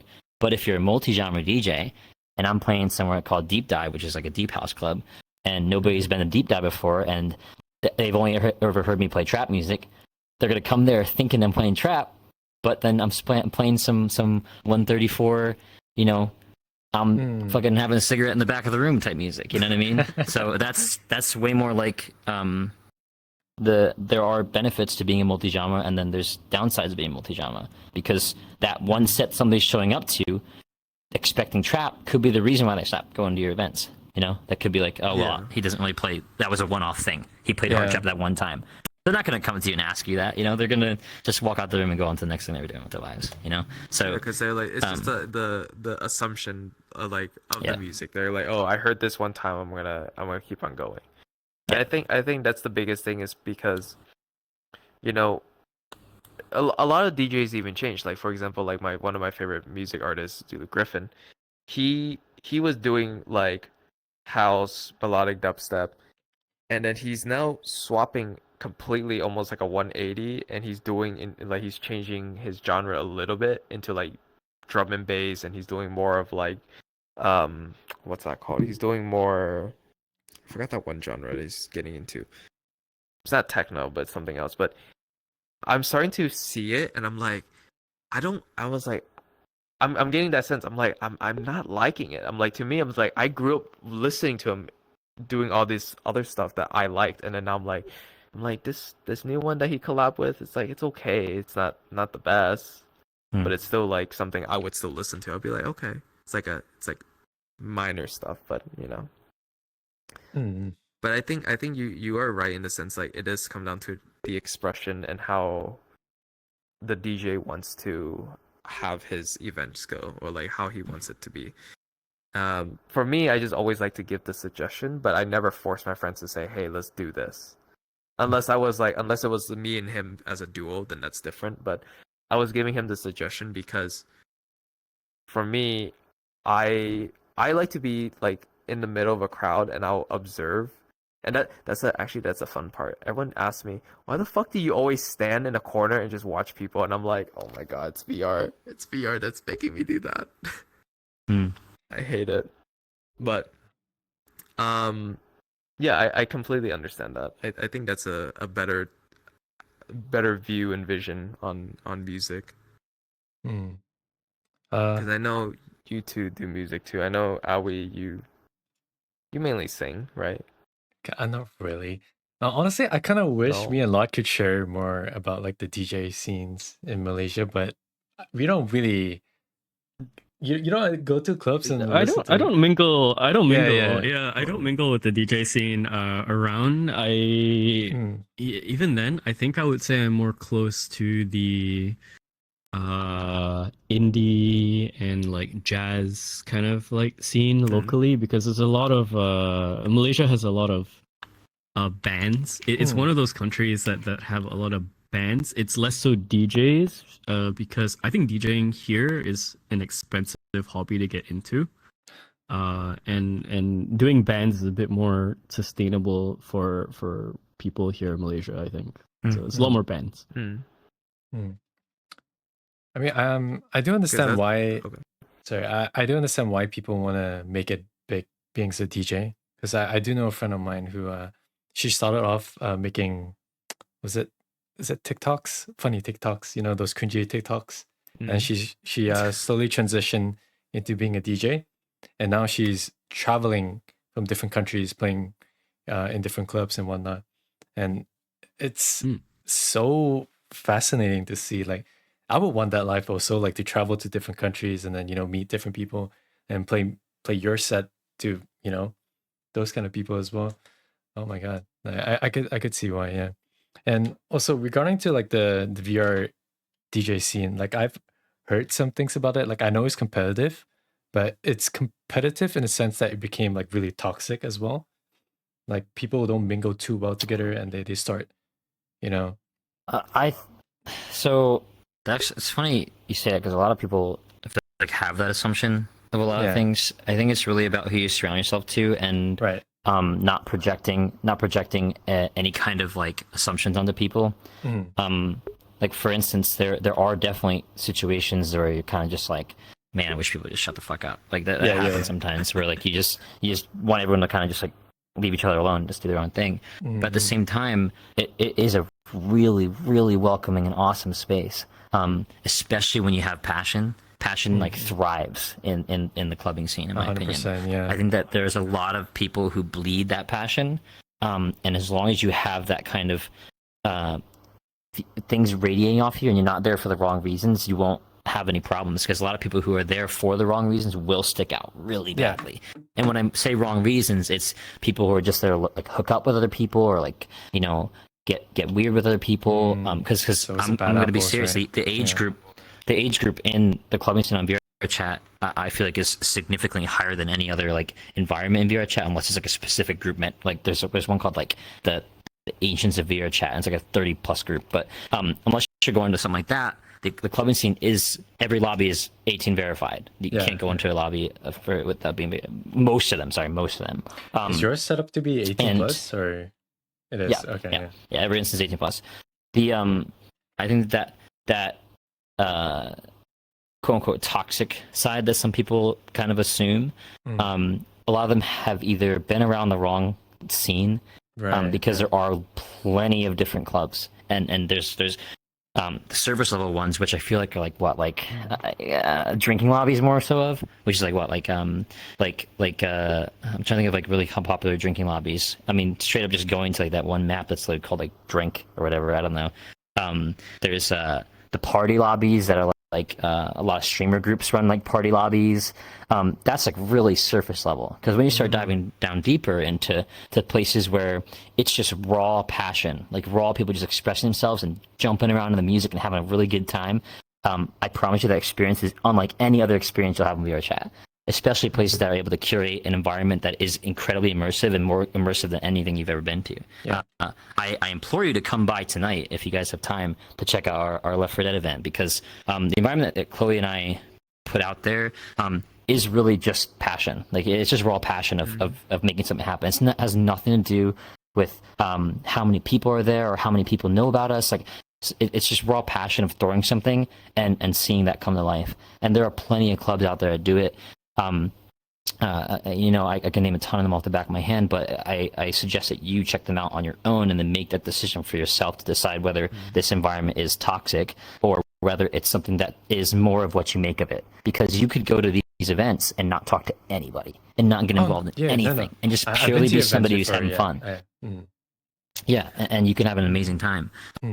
And of course, just like any other environment, any other group of people, there are going to be people who cause problems, just like Always, any other always, social yeah. space. Mm. So to have the fear of being a part of the scene because of said toxic people or toxic environments kind of it stops you at a place that could be something that has huge potential for something that you might be after, or you might not even know you're looking for. Because I didn't even when I first my very first experience going to a club was at a place called Refuge. Mehdi and Clara run it; they're good friends of mine. They I was there by myself. I had no reason to be there. I just saw it on my instances and I went to it. First guy comes up to me and is like, "Hey, like I haven't seen you here before. Like you knew, like you first time going out." I'm like, "Yeah, it's my first time being here." He's like, "Oh, welcome. Like you should stick around. Like really good music coming on. Like it's gonna be super fun." They didn't ask me, didn't know who I was, didn't ask me about my streaming history, didn't ask me like, you know, what my Netflix project is. Like they're just there, said hi, greeted me, dismissed themselves, and it was an awesome feeling to just feel welcomed into a space that I didn't think I had anywhere else left to go. You know, when I left the streaming scene, I had nowhere to go. I really did. I was by myself. And to have found that kind of community has opened up so many amazing moments for me where I am sitting there and I'm taking it in and I'm just like, man, I really got to appreciate what's happening right now and what I have, because this isn't going to last forever. And I am so eternally grateful to have been the one to make that choice to go, I'm joining this lobby and seeing what's up. And that, you know, changed everything. So was this kind of what inspired you to start your own like clubbing group as well? I mean, raving group. So I had this vision, and it only actually came to life literally a month ago, to where that exact moment happened for me, where I'm like, this is what I've been chasing forever. And that was at our Locker Room 01 event, which is literally a week ago. But I remember watching videos of like EDM raves on YouTube. There's this producer named Knock2, and he has this one tour called the Room 202, I think it's called, and he played at this venue called The Shrine. And I remember seeing all these people around him, and he's in the middle, and everybody in the audience is having the best freaking night of their life. You knew it was the best night of their life because they are jumping. And when somebody's jumping to music, that's the ultimate peak of energy, because you have to like exert your entire body energy to jump. And every single person in that room is jumping. And that image has stuck in my mind for so long, and I'm like, man, I want that. Like, I want to be a part of that moment. I want to see that happening. I want to be there. I want to experience that. How do I make that happen? And I didn't know anything about clubbing. I just knew I had a group called Dad Night, and I had a bunch of people came to it, and we all loved music. And I was like, man, I want these people to experience that with me. I want to take these guys on this journey. And granted, a lot of people didn't really see it eye to eye, and which is fine. And it's okay, because not everyone's going to have the same expressions as you are. But that's what I meant about having that total control, if we're going to circle back to that topic. But that's where that control comes into, where I have this vision and I know I want to make it happen. That's all I know. And I don't know how I'm going to get there, but I want to make it happen. Do I have to learn how to DJ? Do I have to learn to make worlds? You know, that do I have to network? That is everything that just kind of came along the road. And again, doubling back to what I said about artistic creation, how artistic creation is a dynamic thing. You have that vision, and that's a great example of the process that I was able to get to where I am now. And obviously, I've met amazing people who've helped me along the way. It's not just me. You know, they have either provided assets for me, advice, tips, you know, straight up brought people to the event and said, hey, check this out. This is a really cool place. These are people really passionate. And then those people stick around. So it's not just me at the end of the day. It's everybody who's ever been to an event. And I think that when I combine the streaming background, combined content creation background, I combine the desire to start and create. So the Nova Friends Club is another group that I used to run. I have that management skills. I have the ability to articulate myself and express what I want. And I'm not afraid to socialize or meet people. That is all kind of what creates that perfect formula to start my own event. And it's not like I'm trying to be the next big thing. I'm not trying to have everybody come here. I'm just trying to create a vision, and that vision is what I care about the most. Everything else on the peripherals doesn't really matter that much to me. Just that vision. It's very well said. Okay, I respect that, really, 100%. Oh my goodness, you've come a long way, honestly. I've seen like your development, so to say, like streamer, like dancer, and then VR DJ, and blah blah blah, etc. etc. So yeah, honestly, very impressive. I feel like me knowing Kuro for so long,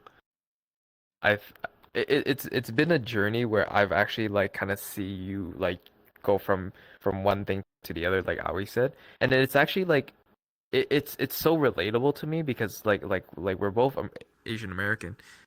I kind of sat there. I was like, I'm seeing so many similarities that we're having, and it's like just being an Asian American and feeling like we are somewhat of like an outcast in like the world because because for example you didn't grow up with a lot of Asian friends, correct? Like just Yeah, it's just mostly white people. For me I grew up with a lot of Asian friends, but I ended up getting a lot of bullying and a lot of like other stuff. So in that sense of mine, I wanted to express how I felt.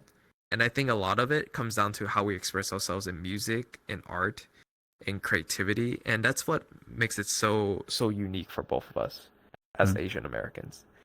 And it comes down to like, we are, at the end of the day, we are human, and we want to make people know that we're here, and we want to make our own impact to the world that we live in, and that's like the most unique thing I can ever see.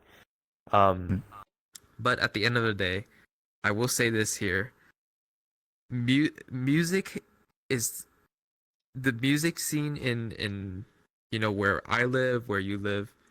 That's what connects us as as people. I think people always would say like, oh, I met this person through music. I met this person through going to a club. And fun fact, my assistant manager just proposed, by the way. He met his now fiance in Vietnam at a club, which is like kind of crazy. I was like, it's like, you know what? It's like, that is the most Asian thing I've ever heard. It's like you're meeting someone in a club and you're now gonna get married. But yeah. I did want to change the topic a little bit, if you don't mind, Aoi. Go ahead. Kuro, I wanna know this here, because since this is questioning your Asianness. Oh God. Describe to us, how do you make a rice? Yes. Well, first off, We need to jasmine know rice those. is like really good. It's like, for me, like jasmine's like superior. You wash your rice like 4 times, like until it's not cloudy anymore, and you use a rice cooker. If you don't use a rice cooker, you're just throwing. Like, use a rice cooker. Like, you have to use a rice cooker. A little bit of mirin, tiny bit of sesame oil, and it's freaking delicious. Dude, he's It's like he's how I make all my rice. He's adopted, by the way. That's insane. That's insane. Well, I mean, to be honest, I like cooking. I like cooking in general. Cooking's like another hobby of mine. Like, I love cooking. I used to hear from Sweetie that you like to cook a lot back then. I love cooking. Yeah. It's like I mean, you can ask Chloe. I get so excited over food. I'm like a huge foodie. It's like anything that like I get to like taste through like the process of making food is so fun to me. Like, I love when a food profile, like a flavor profile, changes like entirely because you add like one stupid little thing. Like I get excited over cornstarch. Like, do you know what cornstarch does? Like, it's amazing. Yeah. Cornstarch is amazing. And like, I don't know, that's another like random side passion of mine, is just cooking. Because I remember you used to I think do the food convo is the important meal for prep. this. I think I remember you doing the meal prep that also like showed like you had passion in like cooking, and there's the creativity as like, how do I make this taste good while also being nutritious, plentiful for my body and everything. And it was actually kind of interesting because I did actually try some of your recipes, by the way. Wink wink. It's pretty good. I'm admit. It's pretty good. Yeah. But I would say, at least you know how to make rice properly for an Asian. Yeah, just make sure you wash it. I mean, there's so much dust and stuff in rice. There's so much nasty dust in rice. Like, it's really gross if you don't wash it. I think one of sometimes it's the little beetles as well. Yeah. Oh yeah, rice. freaking that real fresh stuff. You'll get bugs in it. Yeah, I'm glad you're not using protein instant rice. Like some of our. Yeah, it's like the fucking Uncle Ben's bag of. Oh wait, they don't Who even said know Uncle Ben's again? Like, who was it? Like, someone mentioned about They using don't instant know. rice. I can't remember. It's so funny. Dude. Yeah. My goodness. This shit's gross, bro. Instant rice is nasty. I don't understand how anyone can eat it. Yeah, I don't like it. Tastes like plastic. I just get a Kind of. huge bag of jasmine rice. I just get big bags of jasmine rice, and if I'm having like Indian stuff, I like basmati, which is like long grain rice. But mostly like short medium grain rices are my He favorite. knows his shit. I'm He so knows happy. his shit. I mean, Let's he- go. He knows his shit. I'm Dude, I didn't so even, likes to we didn't cook, even so- have to ask so many Asian segments. Everything I was didn't already have to- Asian enough. I'm usually the motherfucker in this podcast that's just like, kind of rice do you use? Using jasmine rice or no? And it's I always have Yeah. to put it out, but it's like you immediately say like, Jasmine's I the use best. jasmine rice. Yes, The bro. entire I told Chloe that too. I was like, Chloe, like she was getting like medium grain rice for the longest time. Like that's like the most American rice ever. It's like nasty. So I just totally get jasmine. And, like that actually tastes good. Like actually, you can just eat it by itself, and it's amazing. So dude, Keller, whenever he's staring at you, he's judging into your soul about making food. He's like, "Is that how you make food?" do you like to cook too? You like to make food? Okay, so I fell in love with cooking very, very early on into my life because a lot of my culture, family, everyone in my family, all the aunties and everything, all amazing cooks. And then the men in the family apparently all are very good mixers, so like they know their flavor profiles for liquids and stuff. So Oh yeah.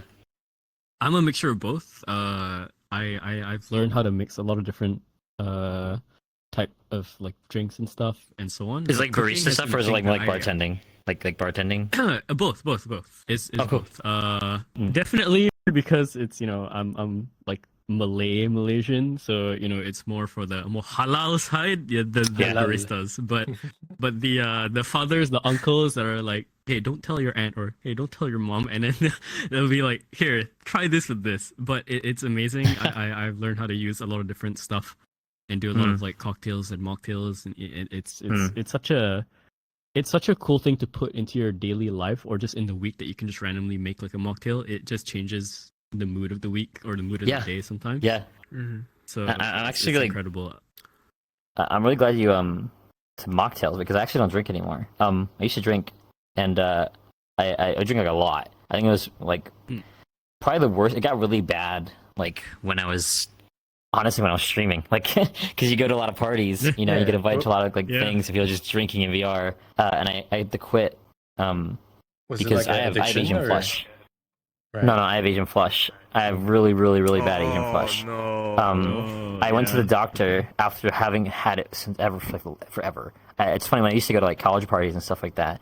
I would drink. Literally, it was always like a joke between all of our friends because like you could tell how drunk I was based on how red I would get. And like my Asian flush, I had friends who were Asian. They had Asian flush too, but like mine was always so different because I'm more of a lighter skinned Asian. But my skin would get these big red patches that almost looked like a skin disease, and it was like people thought it was funny because like it would slowly fill in everywhere, right? It would start like my ankles and get to like my chest and my arms and my neck.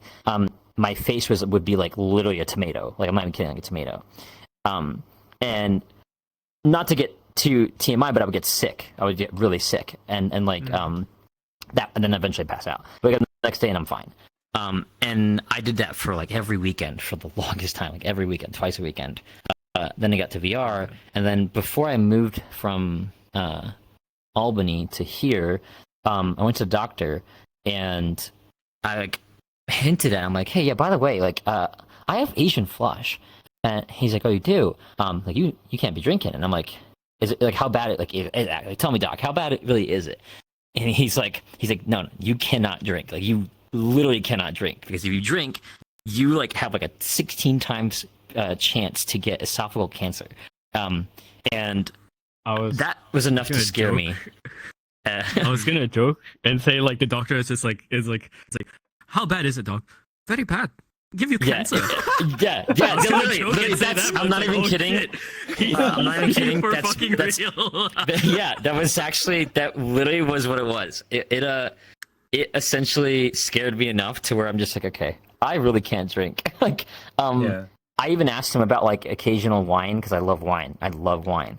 And he's like, you can, but I'm not going to tell you can. Like, you know what I mean? He's like, it's no different from having a beer. It doesn't matter the amount of alcohol in it. It's alcohol, and I'm allergic to alcohol. It's like an allergy, like a legitimate allergy. It's like there's like an enzyme that like my body can't break down, so it causes alcohol to go directly into my bloodstream without being digested by my or like processed by my kidney or something like that. So it's okay. it's almost like taking alcohol and injecting it into my veins, basically. Oh, goodness. Which is really bad because it's not processed, so it hurts my body a lot. And that's why I have that reaction, and it's why I get wasted off of like 3 shots. Like I get wasted. Like it's not even like drunk. It's just I'm done. So it's always funny because I always thought that was hysterical. I'm like, dude, why do I get so drunk compared to everybody else here? You guys are all taking like, you guys drink like 6 beers and you guys are still fine. I can't even like stand, and I had 2. And like, what is wrong with me? So it was always like really funny. Like that's really ended up being the reason why, is because it's really potent. So yeah, I don't drink anymore. I haven't had a drop of alcohol in over a year. And Okay.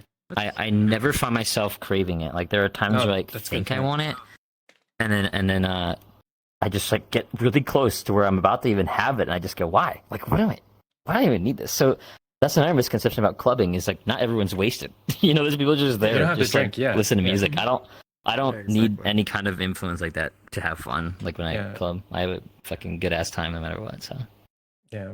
But I guess people like Yeah, to I think it's- pressure other people into drinking. oh Yeah. yeah, absolutely, Yeah, absolutely. when it comes It's to really those really kind of scene. Yeah. Which is really bad. rampant Yeah, in it's like- VR. That's It's- how I it's got like for into it as me- well. Mhm. Go into it as in Yeah, Go on. like how you started. No, it's like for me, because when I go to the, like picking back off of Aoi here, I will go to the bar with my coworkers after like on a Friday night, and I'll have like 2 beers, and then my coworkers like, oh, you can't go anymore. I'm like, bro, I'm not feeling drunk or tipsy or whatever. I just said I can't fucking keep going with y'all. Like if I keep going, I'm gonna like get fucking hurt at that point. But at the same time, I also tell them like my body's not processing it.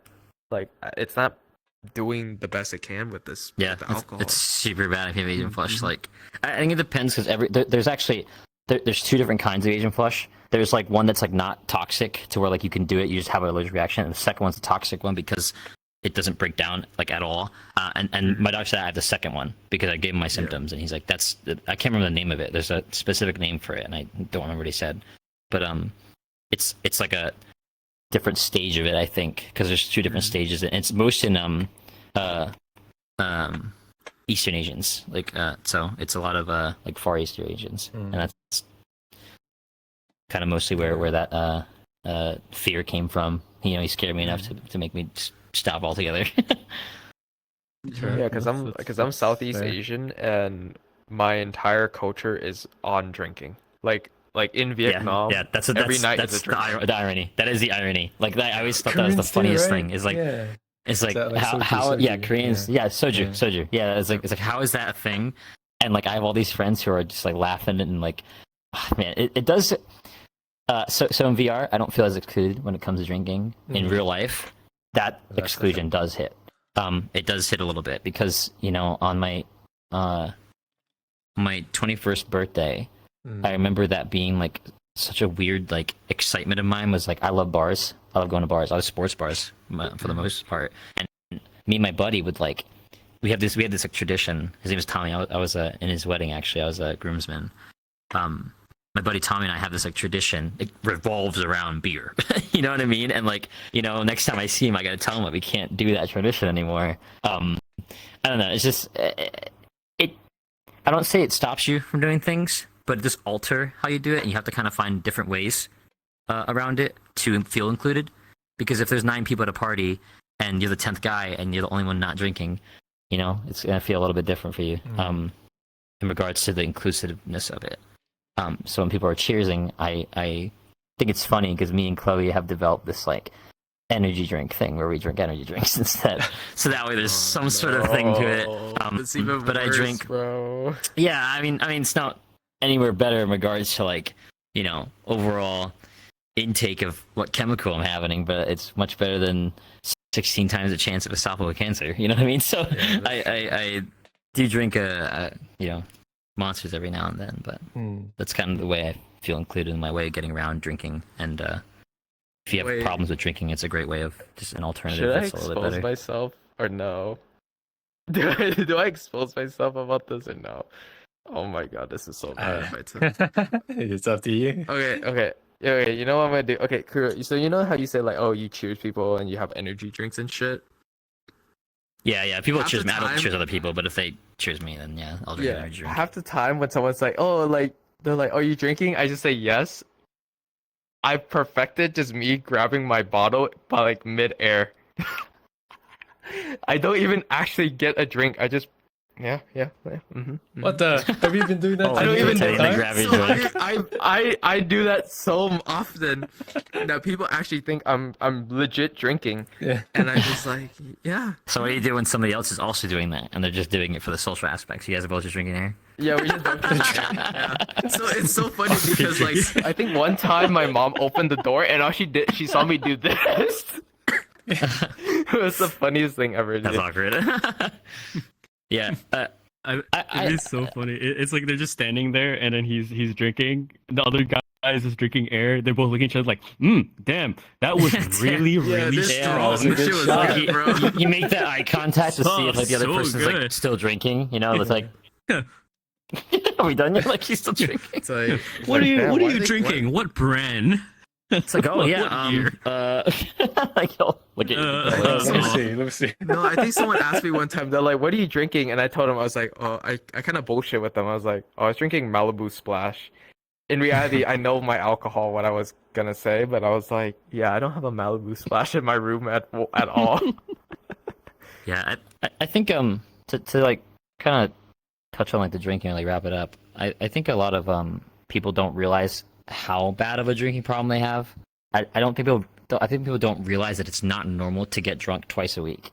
You know, if people don't realize it's not a normal thing unless you're, 21 to 24. I feel like in a college party, then it's kind of a little more normal. But like, when you're like 34 and you're getting drunk twice a week and you don't even realize how much alcohol you're actually. We have a friend who literally like drinks so much to the point where they're literally drunk into the next day, and like we laugh about it every now and then, but then like we'll have this like kind of somber, melancholy feeling of like, man, that's a problem. That's an actual problem, especially if like they're drinking by themselves and they're not actually going to things and like they don't have like that excuse. But people don't realize how bad it actually gets, and you don't actually take that in until you take the headset off, and then you look around your room and see all the empty cans or bottles, and you're kind of just like, damn, I think I gotta it figure my all- shit out.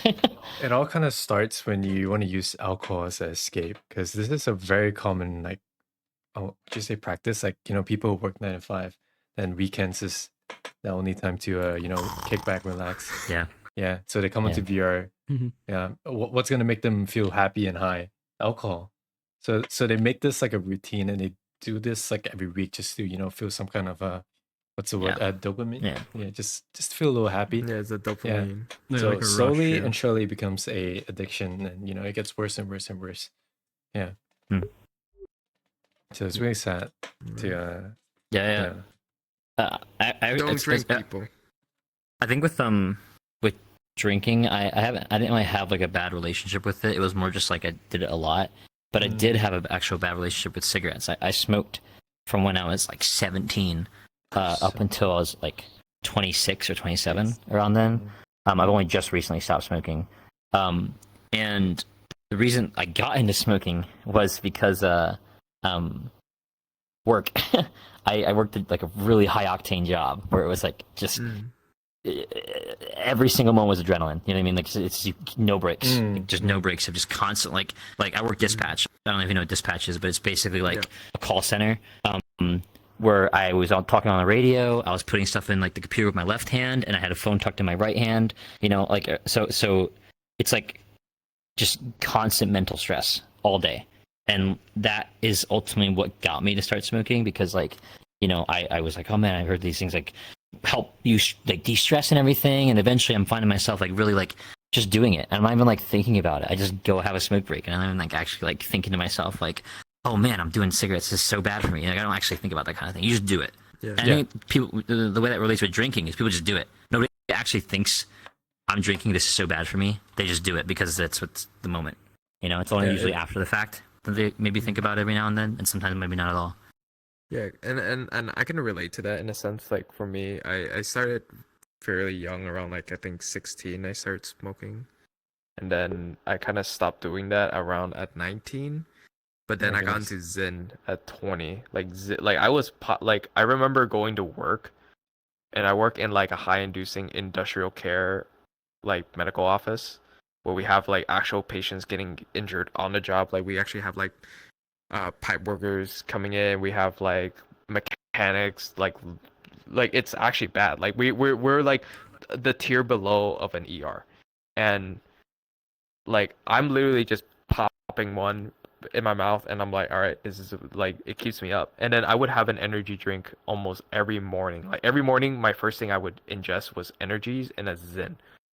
And it got bad until I turned 21, where I said, hey, I'm doing this before I'm 21, and I had my ways to get it too. It was like kind of funny, but I kind of sat there. I was like, my manager kind of like noticed. I was like, she was like, you need to stop drinking energy drinks. Like you need to stop. So I realized I was like, oh shit, I'm actually fucking up myself even more because I'm feeling more fatigue in the afternoon. So I stopped drinking energy drinks. I went and then I swapped it into tea, and it's better than ever. Obviously, I stopped Zins because Zins are fucking gross. Like I noticed, like when I was talking to my dentist, he was saying like, dude, your gums are gonna get fucked up if you keep doing that. And I was like, I don't want to look like some random crackhead in fucking Skid Row Valley anymore. So I was like, all right, I'm gonna stop doing fucking Zins and shit. Mm-hmm. But I think it was like a wake up call. Like I had to get someone to tell me, like this is bad for you, and scare the living shit out of me, where I would stop. Because if I kept on going, I was gonna continue down a pathway that was gonna be addiction. But luckily, it wasn't that long. It was only like a year when I got into it, because I got into Zen because my friend was an EMT, and every single EMT I know does nicotine, Zen, or smoke some sort of like substance. That's the one biggest thing I know about that. Yeah. But going back to you, Aoi. Are you Back staring to at me? Yeah, going back to you. What I don't know. was You know saying the before? questions. you have other questions? Because I'm trying to think of questions. Oh no. I got one. Because we went Yes. into like the food. We went into the food topic for a little bit. I kind of want to bring it back there. What's your best dish that you've made? So I make this. I told Chloe that when she's coming to actually visit me next weekend. Sorry, not next weekend. 2 weeks from now. I'm making her pork chop with like a cream reduction sauce, which is like I use like a white wine based sauce, and then I use heavy cream, finish it with like a little bit of butter and a bunch of herbs and shallots and stuff like that. And it's just a really simple like seared pork chop. The reason I like to make that is because pork is often seen as like a peasant meat. It's like, really, really cheap. And I think that when you're able to take something, and this is kind of like my philosophy with a lot of cooking, is when you take something that's like not as popular, and the only reason why this is my philosophy is because of Ratatouille. When you take something that's really good. seen as a popular dish, or just something that's like really like low quality, and you're able to take it to a more like fine dining, like upper class tasting dish, to where it's like, damn, this is insane, and you tell somebody you spent like $3 to make it. I feel like that's kind of what I feel like philosophy in life should be like, kind of revolved around. Something like not to judge something so quickly, and like pork chops are really, really like dirt meat. You know what I mean? It's it's worse than chicken. You know what I mean? It's cheaper than chicken. So I that's like my favorite thing to make is a really, really good reduction sauce over pork chops. It's like a little bit of like really, really smooth mashed potatoes, some asparagus. Usually like what I plan on making here, at least when she gets here. Oh man. Wait, do you often eat Asian food, or do you prefer to Yeah, mix I it do. up? I eat a lot of Asian food. So my favorite ramen is like buldak. I love buldak so much. But I have like tons of Shin ramen as well. I love Shin.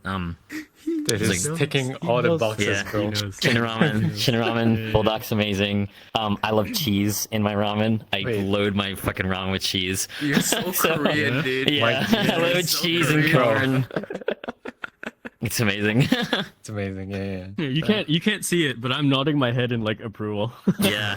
And I always think it's really funny when I see certain people like make ramen, and they're just like, yeah, you can just add anything to ramen. I'm like, yeah, you can. Like if you're American, you can put like fucking whatever you want in there, but like there's like signature things you have to have in ramen, and it's like green onions, egg, sesame oil, some sesame seeds, cheese, like, you know what I mean? There's all these like signature things for me that I like to put in, and like I feel like putting in like, I don't know, like turkey is like a sin. You know what I mean? Like, I think of like someone putting like some random like American meat in. I'm just like, I'm just like, guys, you can't just in ramen. What? Yeah, like I hate when seeing those kind of people just say put anything in your ramen. Like, it's not really what they mean. You know what I mean? You can put anything if you live in an Asian country. Yeah, like any Asian country, you can basically put anything. But when it comes to like American, like I don't want to see anybody putting tomato in my ramen. You know what I mean? Like if I see any kind of like, you know, I don't want to see any like weird stuff in there. I want to see like what I'm used to, and like I want to see pork in there, not, you know, chicken. Like I don't know, like chicken is so like I don't know, chicken ramen's so weird to me. It's not what I like. Pork ramen basically is king of all meats for ramen. Like chashu pork. Savory. It got that savory. It's compound. amazing. It's fatty. Yeah. I'm actually, my favorite kind of ramen is like really thick broth where it's like a cloudy, super cloudy. I don't know if you guys like. It's like white. It's like whitish. Like tonkatsu. Tonkatsu is like my favorite. And I think that when those rich broths, like I love really rich broths, and then when you taste that, and then you taste like Maruchan, it's like what am I eating? Why am I eating this Maruchan stuff? So I haven't bought Maruchan ever since like I was younger. Like ever since I had like real ramen. There's you can even like make tonkatsu with the instant. There's instant tonkatsus, and those are infinitely better than Maruchan ramens, and they're like 30 cents more. They're still way better. So if you guys eat ramen, don't have Maruchan or Top. Both of those brands are terrible. Do not have them. Eat anything but those. It's like dishwater. So bad. Sorry, go on. Yeah. I was laughing at that, the dishwater comment. Okay. So Yeah. you like to I assume you cook more than you go out to eat, right? Like you always. Yeah. Oh yeah. Absolutely. Mm. I think the real passion for cooking took off when I moved out, and I started having to get creative on my own. You know, I was always that kid who's like loading up his Chef Boyardee with like the most random spices ever. Like when I was like, you know, 13 years old, my dad's like, that's so much salt. And I'm like, but it's good. Like, you know, I'm just like taking weird packets off like the fast food counter and putting in my food at the fast food joints. And I'm at Applebee's asking for like a side of whatever sauce and like taking the salt and pepper and like trying to be Chef Boyardee. You know, I think that's where it had like that underlying seed that basically sprouted when I moved out. Because I moved out and I'm like, okay, well, now I got to get creative. Like, what am I going to make? So I'm looking up recipes for like budget meals, and budget meals is kind of where that foundation started. And then, you know, when I started having like a little bit more income, like okay, maybe I can buy some like steak or something. And then I would look up like a steak recipe. And then I would watch like cooking shows. You know, one of the first cooking shows I really invested myself into was actually called Iron Chef. And I watched Iron Chef, and I'm just so when Iron Chef was a thing, I was like, man, these people are so awesome, and I didn't know why I was so attracted to like watching them cook. And obviously now I realize the reason why I like watching people cook is because of the passion. There's nothing more awesome than watching somebody like see an ingredient and get super excited over like a fresh ingredient. Like I don't know what it is about that gives me like that dopamine hit of like, hell yeah, fresh onions, like they're so good, like really fresh green onions, you can just eat them. Like I don't know, I get super excited about that stuff.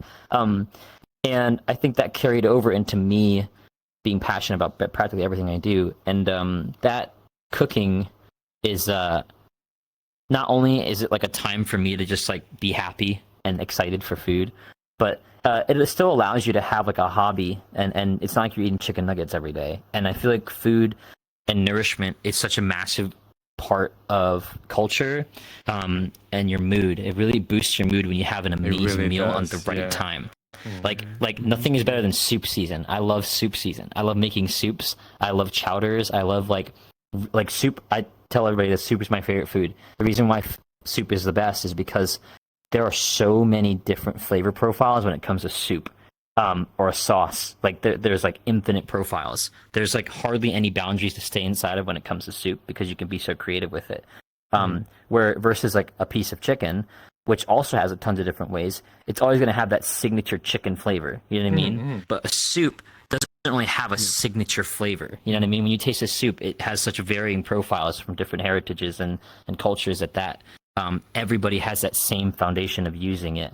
And for me, that's why I think it's the most amazing food, because it's just so creative and it kind of embodies my whole vision of what food should be and different cultures. Honestly, I feel like if like you that. never I went like down like the VR stuff, you could have become like a chef. You could have done like your cooking show like on YouTube. So I would say that would be a mistake. I would almost say it's a mistake because of what I learned about your passions and separating them Right, from work. You know what I yeah. mean? I would almost say it would have been a mistake, but I do think that you can still be your own celebrity chef when you cook with a friend or by yourself, or you can really like share that. I mean, you should. Sometimes when I'm talking to Chloe about some food, I feel like I'm saying things she doesn't even understand what I'm saying, but she kind of just like nods her head because she can see that I'm super excited over like a piece of meat. You know, Yeah. we made this thing called frickin' bacon explosion, which was like the nastiest thing ever. It was so nasty, but I loved it. It was awesome. It's a piece of meat with it's a ground sausage and ground beef mixed together, wrapped in bacon with like a ton of barbecue sauce and onions. It's nasty. It's like the most heart attack thing you can eat. But I thought it was funny and it tasted good. Like it's bacon, you know what I mean? So I thought it was funny, and she hated it. But I don't know. For me, that's part of cooking. It doesn't always have to be the best meal ever. You know what I mean? It doesn't have to be the best dish you ever tasted. If you had a lot of fun making it and it doesn't taste like ass, like it's who cares? You had fun. So that's kind of what I think about when it comes to food sometimes too. You know. That reminds me because I think that's the same way I felt. Yeah.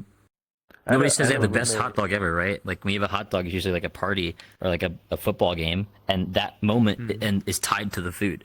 So hot dogs aren't my favorite food in the entire world, but I have a lot of memories tied to hot dogs. That is a really weird quote. Do not save that quote. clipping it. That's a really weird quote. I didn't think that thought through as I was saying it out loud. The most memorable hot dog experience. Oh yeah, I was gonna mention, I was like, because I did a little bit of like cooking with my mom and like all my other friends as well. By all means, dear Lord, my fucking Asian friends can't cook fried rice for shit. I don't know why. I'm the only one that can do it, apparently.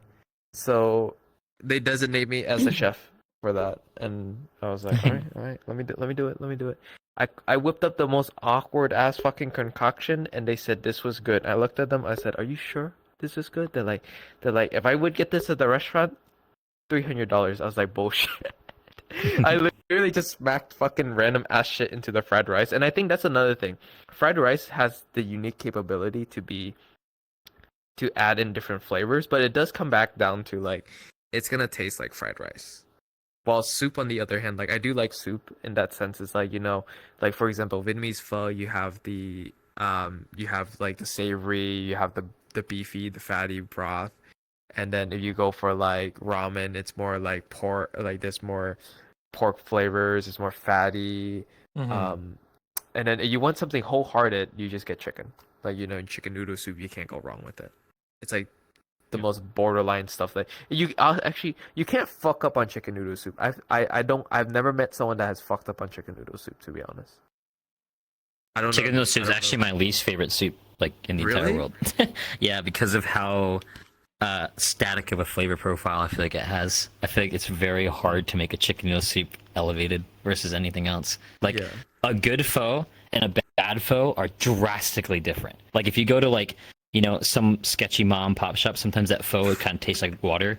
But then if you go like more upscale places where they like take like 3 days to make their broth, and their broth is like homemade, and they they have that stuff, because like making the broth for pho I think takes like 8 hours or something, because you got to like reduce like a bunch of bones and shit. But that kind of stuff is like nuts versus like some random seasoning packet for like pho broth, So for me that's like why I think that's a good example of like an elevated broth. I mean, there's like only like what four off the top of my head basic. I just want to say compound because it's just funny in terms of like chicken noodle soup. There's just 4 different just bases, which is just your chicken noodle soup is either salty, less salty, spicy, or herbal. That's about it. Yeah, and spicy being like the more rare version of like chicken noodle. Yeah, even spicy is like kind of out there. It's I don't know. I've never had. Maybe someone could like change my mind someday, because I'm not like ignorant to the idea of like a really good chicken noodle, but I've never had a chicken noodle that's like been like, damn, this is so good. I've never said that. I've never said this is an amazing chicken noodle. So, and you know, there's tons of other soups out there that I feel like are superior than chicken noodle. On the topic of soup superiority, I guess.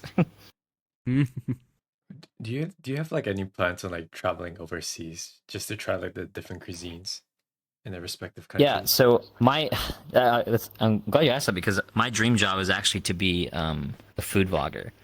I want to be able to like review like food. Like I want to have my own blog online that I like document my food adventures. I have so many inspirations that I watch all the time. And there's a guy named the Best Ever Food Review Show. I've never heard of it. It's like a YouTube channel.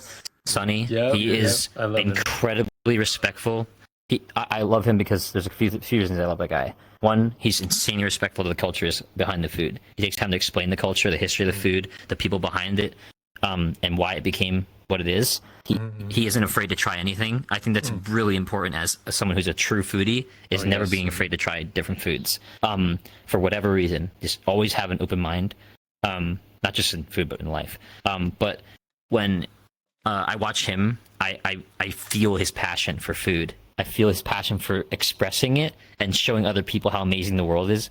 And I think that to me is like the ultimate experience in life, is going outside. Isn't like life to me is just about the experience of everything. And what is better to experience culture than food? You know, food is like just how you're able to kind of see taste the history of like everything that's ever happened to them and how it became to be. Yeah, and for me, I would love to travel the world and just try the most weirdest food I can find. You know, like that's like something to me that's exciting. You know, like told Chloe that's been my dream job ever since I was like really young. But it's just such a hard thing to be. You know what I mean? You can't just do it. You gotta have some sort of cryptocurrency sitting in the wallet for 10 years that suddenly blooms up. Like, you know what I mean? Like, you can always start small, right? Like within we've so David Portnoy, that pizza review guy, you ever heard of him? He does like this one bite. He runs Barstool reviews. He's kind of a dickhead, but that guy just films himself having a couple bites of pizza, saying a rating, doesn't go into the history of it at all. Just that's what he does. I think that's usually the best place to start, is just kind of going to your local places, trying them out, writing some up. And eventually at some point I could do that. I wait until I settle down. I've been moving once a year for the past 4 years, and I'm just kind of like waiting for that right opportunity for me to do it before I kind of commit, because I don't want to half-ass it. If I'm going to do like a food blog, I want to make sure I have a really solid foundation, whether it's a following that's already established, a community around me, like in the local area, that might be interested in kind of traveling together to different places and trying them out and starting a collective. But yeah, I don't know. That's definitely in the vision for the future at some point. So. Oh, that's great. Yeah, I think it's cool. Reading for your... I think that's really cool. It's an easy thing to start. It's an easy thing to start. It has almost no entry cost other than the fucking food you buy. Correct. Yeah, because like on my personal experience for doing that, like I know my town like the back of my hand. Like every bit of food that kind of exists in the area for my area within like a 5-kilometer space of my town. And one thing I've done secretly is that I do like I always go, because my area is such a public not public, like very popular kind of public area. A lot of restaurants will come in for a very short time to try and compete in the area, and then they will fall out because they can't deal with the rental. But in that time, I decided, hey, let me go out and try out some of these restaurants, see what it is, and then I do this thing where I leave like the Google review, because they'll ask for it, but sometimes I just leave the Google review, and it's gone its own following then, which is really funny. But it's an easy thing to start. Yeah, I think that's like kind of where a lot of people should start. That's basically what I would do, is I'd start there, like, but like I think for me, like, the reason I use Sunny as an example is because I really am interested in like history of food. I think that's where the passion comes from for me. Culture, you know, the culture really carries it for me. Like, because I mentioned before about food, if it doesn't taste that good, it's not that big a deal me. It's not about the flavor of the food. For me, it's about that experience. So when I'm cooking that food and if it tastes like it doesn't taste amazing, it's okay. I still like had fun. So because not every food that he reviews is the best food he's ever had. You know what I mean? Like he's had some really weird stuff, but it's fun to him and it's exciting to see and share that moment with other people. Especially when he brings guest people along with him because they like to share like their stories with the food. And I don't know. For me, that's what it really boils down to. So I think that if I was to do it, I would want to like find a local place that maybe I've been to a ton of times. And I guess, hey, can I go back behind the kitchen, like watch you guys make this and kind of film it for myself? Like, I feel like that's where I would start or try to. So that way I can like start documenting because I think documentation for me is like the exciting part. You know, I would be heartbroken if I went back there and it's just like a fucking mass processed microwave thing. Like that would break my heart. But yeah, that would break my heart. Actually break my heart. Yeah. But that's kind of why I want to do that kind of thing. You know what I mean? So I can kind of not kid myself over what quality food tastes like, and start to understand it a lot better than just assuming it's the freshest thing I ever had. You know what I mean? Because unpopular opinion, I think Panda Express is the best Chinese food I ever had compared to any Chinese food I've ever had before. And I've eaten at like a lot of small places. I think Panda Express is amazing. You know, I think their orange chicken is bomb. You know, there's nothing wrong with like, you know, trying to get away from those stereotypes of always assuming the small shops are the best things ever. Because, you know, a lot of people are always like, oh, mom and pop Chinese foods are the best. I've always found mom and pop Chinese food tastes the worst to me. Like, I don't know, the fried rice is always so dry and like, I don't know, just that's just me. I don't know. That's my experience in like small places. I know New York City's got. It's valid. I mean, like it's valid. The best example that came in my mind when you mentioned that, it's like, you know, people can say what they want, talk about like different stores and everything. It can have all kinds of upbringings, can be small, can be big. Think about this. Think about the fact that like going off like that kind of example, Gordon Ramsay himself, one of the best cooks I know that I've seen, I have watched, like, and you know, I've tried some of like his recipes as well. It's great.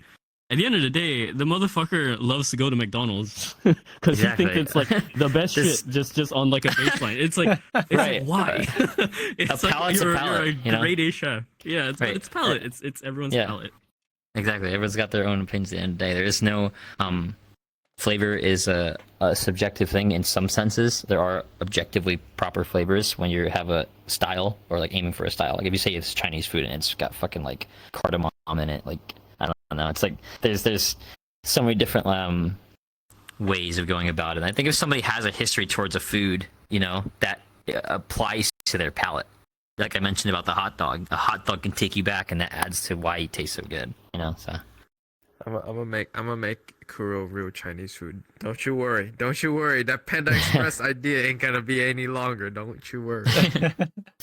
Yeah, if you come over to Malaysia, you know, we'll show you a good time before the feed.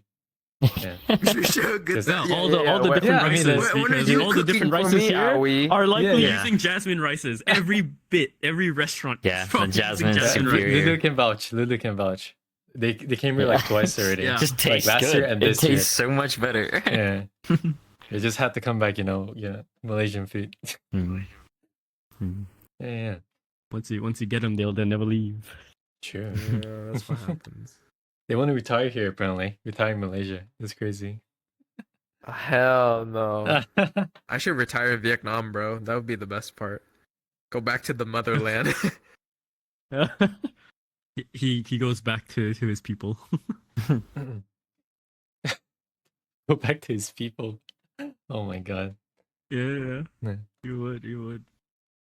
Oh man, I'm trying to feel. There's something else I wanted to ask about, like the whole food thing. I guess in terms to traveling, then where have you been? It's most significant to you for food. Where have you been? So New York City is a really special place for me. Going there in 2 weeks again, like I mentioned, my trip, my partner. I've been in New York City so many times, and I love New York City for a few reasons. One, the cultural diversity of New York City, I feel like is what embodies us as a country, is diversity. And I think that place is the hub of diversity for at least the food there. Like, you know, you have Koreatown, Chinatown, Little Italy, you got tons of different places to experience real deep cultured food in the most American setting, because it is still America. But because of that main focus of cultural diversity in New York City, that is what brings that flavor to a different level than where if you just go to like where I live and just go to a Chinese place. You know what I mean? It's not like their culture is super deep rooted in some fuck shit town in Illinois. But in New York City, they have so many other people that have moved from overseas or wherever else to that hub of diversity and met up with each other to be like, hey, we're not alone here. We can do something for our community. And they make some real great food. You know, the street food in New York City is unlike any other street food. And for me, there's a lot of really, really amazing places to eat there, and that's kind of like, I guess, my favorite place to go for something that's like out of my normal daily food is somewhere like there that's the most memorable. If we're talking out of country, I haven't really had the opportunity to travel outside of the country, being above the age of 18. When I was younger, I used to go on cruises all the time because my dad had some sort of weird vacation deal or something. So like we went on bi-yearly every 6 months, semi-annually trips, and that would usually only be to like southern islands. It wasn't really like anywhere like European or whatever. Right. But yeah, that's a good question because it's I think that you can find some really good food just around your local areas. But for me, like New York City is just superior in America. Mm-hmm. Yeah, I think that's fair because I've done a little bit of a deep dive for New York and how they function in terms of like their cultural significance, right? Because it's such a fun dichotomy to dissect New York City because it's like it's the Americas, it's the concrete jungle, and in this concrete jungle you have these little pockets of like what you said, like Koreatown. You have I think Brooklyn has like a whole stretch of like really good like Arabic and Turkish food and like a whole community there, if I remember correctly, and I love seeing that. My closest personal experience to that, like a miniature version of that, was I recently came back from a trip from Singapore, and Singapore in its own cluster in the middle of the city has a little like India street, a Chinatown, and a Arab street, all kind of within 10 kilometers of each other because Singapore is very, very small. And I remember going down to the Arab street and exploring the Turkish food because I've been getting really interested in like Turkish food over the past year or two, Mediterranean kind of stuff, all those kind of dishes and stuff. They have like a lot of like kebabs, right? Like a lot of like kebab style food. Yeah, they do a lot of kebabs. Like grilled kebabs. things. Kebabs. Yeah, okay, yeah. Okay, I was trying to remember if that was... I wanted to try like their falafels and stuff. Falafel. Yeah, okay, yeah. Right. It was so good because it was from people that were actually like from like Turkey. I talked to people. Yeah. I was like, no, we're from Turkey, and it's like, you want falafel? I give you falafel, my friend.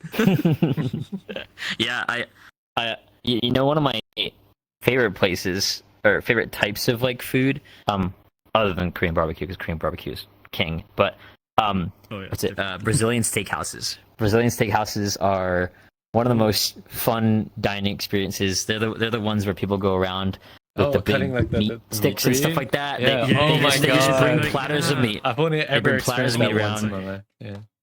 There's salad bar. There's like a salad bar you can go for all your sides and everything, and like it's all like kind of included in the price, like depending on where you go. But Brazilian steakhouses are like, to me, so fun. They're just really fun because it's like it's just an experience. You know what I mean? And the reason why I'm not super happy with American dining, because our peak dining experiences is a lot of French inspired type things where it's like Michelin star dining, where it's really like high class. And I'm not saying there's anything wrong with that, because I actually do have like a side of me that loves like bougie dining and stuff like that and would love to experience it. But I think what the problem with that is, it's a profit type dining where it is kind of fueled into like that capitalistic machine. Not to get weird about politics or whatever, but like I feel like that's I get you. What American dining kind of goes to, where it's about the cheapest, most efficient way of making something, the best way we can get profits, and not really more. It doesn't really have that deep rooted culture that I love so much about like other dining experiences. Like Korean barbecue, it's an experience. There's a reason why so many Americans love Korean barbecue. You know, it's that experience. And imagine if that was just our standard of American dining. And you could say, like, because we're so culturally diverse that it can be Americanized, but that's for me where the novelty kind of goes away for me, because now the profits start to be the focal point of the dining experiences versus the actual moment. So I don't know. I think that's why I like those other culture eating is more fun to me, I guess. Yeah, and America, I think, has this very, very hard set dichotomy of like, yeah, like the dining experience is like extremely, I guess, industrial. Sometimes is like the best way to put it. It just feels very cold sometimes. Like fast foods are culture. Fast foods are eating culture. Yeah, Like you know what I mean? Like, It's not even like the culture. It's like okay, no, I get it. It's like I'll go to like one of those like Americanized like retro kind of like that's cool and all, and like it's serving the fast food, the American cheese, whatever, like diners and stuff like that. Like they're cool, but yeah. It's like that's part of the experience, but there has to be more. And I love that you brought up like Ratatouille, like a while back, because that's also one of the movies that like shifted my view on like food, and I get excited with the ingredients. Another movie that for me, specifically for this conversation, shifted my perspective and like my idea of like the American kind of like dining industry and like the food culture was actually like Princess and the Frog, because they went into the whole like thing with like the Cajun stuff, the bayou and everything, and they start talking about like the food of and the pastries and the very different way that they did food down there, and I was like way much more to like American food, yeah. I knew, and it was like so like it was so cliched in my mind. I'm not exploring properly, and ever since that movie kind of left that impact, I got a bit more interested in seeing all these like little pockets of like deep dive cultures that you can find in America. I think like the what is it? What's that channel again? Jolly. The Korean Englishmen, Jolly, those guys, they do like the trips down to America to like do their usual stuff. It's like they'll try the fast food, they'll try some burger places and everything, but once in a while they go down to like the South, and then once in a while they go down to like another just like very deep area, maybe like in the West, but it's like very, very like cultured in the sense of like, yo, we make our steaks like way different. It's like not what you think the steaks are in the industrial form of dining these days. It is, we do this over the fires, they're marinated for like how many days. It's like from like the cow that you're eating was alive on the farm 2 days ago. It's not anymore because we've prepped it for you. Yeah, unironically, like, Cajun and Creole is like unironically Cajun Creole cooking is often seen as like dirty and like because of the stereotypes that kind of get thrown around with a lot of Southern culture. But their food, like I don't know, like so for example, crawfish boils like some of my favorite. I love crawfish boils. I made a bunch of my friends before, but they go out, catch those dudes and eat them on the same night. You know what I mean? Like it is unironically insanely fresh. And versus like something where you're eating overly processed type stuff. But yeah, like I think a reason why Cajun and Creole gets kind of buried down and forgotten about at times is because of that background that people stereotype with them with. And I love Cajun cooking. I love crawfish. Is like one of my favorites. Super good. Like it kind of goes along with like that brothy type food that I like. That's like really focused around like slowish type. Marinating cooking. It's the quote unquote dirty form of cooking, right? But it's the dirty form of cooking that's really brought in the very unique like dishes around. It's a breath of fresh air. It's a breath of fresh air from every other like Americanized culturally it was like survival, right? Like culturally it's like survival. Like throwing stuff in about Southern like South. we talk about like like the Korean is it the Shin Ramyun kind of stuff where it's like they just throw so much shit in there, but it's like like culturally that came because of the whole was it the American Korean kind of war thing, No, and you mean they had like all the the Korean rations. Army stew. Yeah, the Korean Army. Yeah, stew. yeah, that's the one. And it's like historically that came out of like survival necessity, where they just kind of threw the rations, the noodles, and everything, and then they just threw everything into it. But it became so good. Yeah. Okay. I love that stuff. I do too. Yeah. All this food talk is making me hungry, man. And it's Bro, I've been 2 in the growling. My morning, stomach's bro. been Oh, growling yeah, at me I've for been- like My an stomach hour, has been bro. growling. Fuck. I'm not eating dinner, man. I'm not eating dinner. I'm getting ready I to haven't rush eaten down to the anything kitchen this and make me morning, something. bro. I was woke up for hoping the this mic won't pick up podcast. my tummy growling. So, rage. Yeah, same. That's why I muted myself. I was like, yeah, muting. We've had a whole hour and a half conversation about food. Yeah. Yeah, you're the food It's guy. it's an We Asian should come to podcast, you that's for how you know. recipes in the future. Yeah. You should write a Mm. cookbook, like Kuro's special cookbook. Nah, I don't. Kuro's specialties. Yeah. No, I don't have any like precise. I feel like that's where I get lost in the passion for food. I don't like precise measurements. Drives me nuts. So I hate mean, baking. Yeah, I mean that's a I hate precise magic of it, right? measurements. Yeah. Yeah. Dude, So if I were to he make a would- cookbook, it'd be like, Howie, I don't he know, would like a love spoonful of motion this. Like it's usually like the Yeah, I so don't know, many just measurements. estimate. I don't know, like 2 spoonfuls or something, like enough until you think it's good. Like I don't know. Like Chloe asked me, like, Oh how my much? I'm God. like, I don't know, like a tablespoon. Like I have no clue. Yeah. Dude, Yeah, he, I hate- Howie, I he hate would, precise he would measurements. love.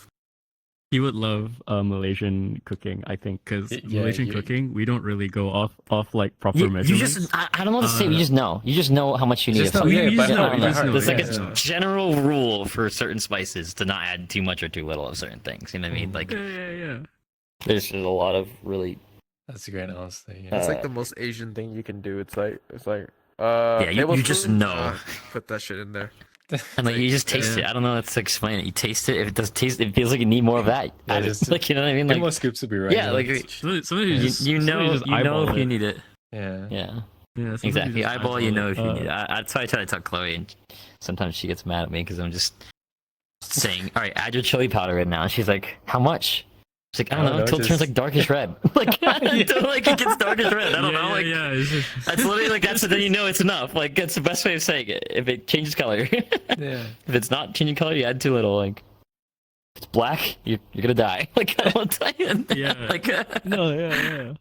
That's Oh my correct. god, that's great. You're reminding me of Yeah. like the clip of when Ramsey came by to Malaysia and he was cooking with like this one auntie, and then he was like so concerned about the measurements, and the auntie was telling him, Just keep "Oh, adding Gordon, more we and have more." this thing in Malaysia he's where got that we just French say influence. aga, and that like in translation just means like it's whatever, you know. It's just yeah, it's kinda that's like what- English. Ladies. So it's Whatever, like yeah. I'm gonna teach you this, Gordon. Aga, and it's like aga, okay. And he just kept pouring. He's like, "Is this enough?" And then she just kept quiet and smiled at him. Yeah, it's just you just know, man. You just know how much you need. He was trying to memorize the recipe. That's why he wanted to know like how much. But just estimate. Yeah, it I based bet. on I bet. It's all No, about that's learning. one- Yeah, you that's want to the learn. that's one of those things I feel where it's like you go into the kitchen, even you have a general idea of the ingredients and how much you put into it, Mm. but it will come out different every single time you cook it. And I think that's the best Yeah. part. I think that's the magic Yeah. of it. Yeah. Yeah. Happy accidents sometimes, you make something taste super good. Okay. Any final questions before we wrap this up and get food? Yeah. I don't think I have any more. I think all the food based questions is because I'm fucking starving today. I enjoyed Yeah, the food same. talk, I'm like, honestly. I've Thank you been for sharing. hungry this entire time. Yeah. Okay. Good. I hope you do your blog. I hope you do your blog thing I someday. I hope feel so like too. Yeah, we'll really see. cool. We'll Because see if you sometime.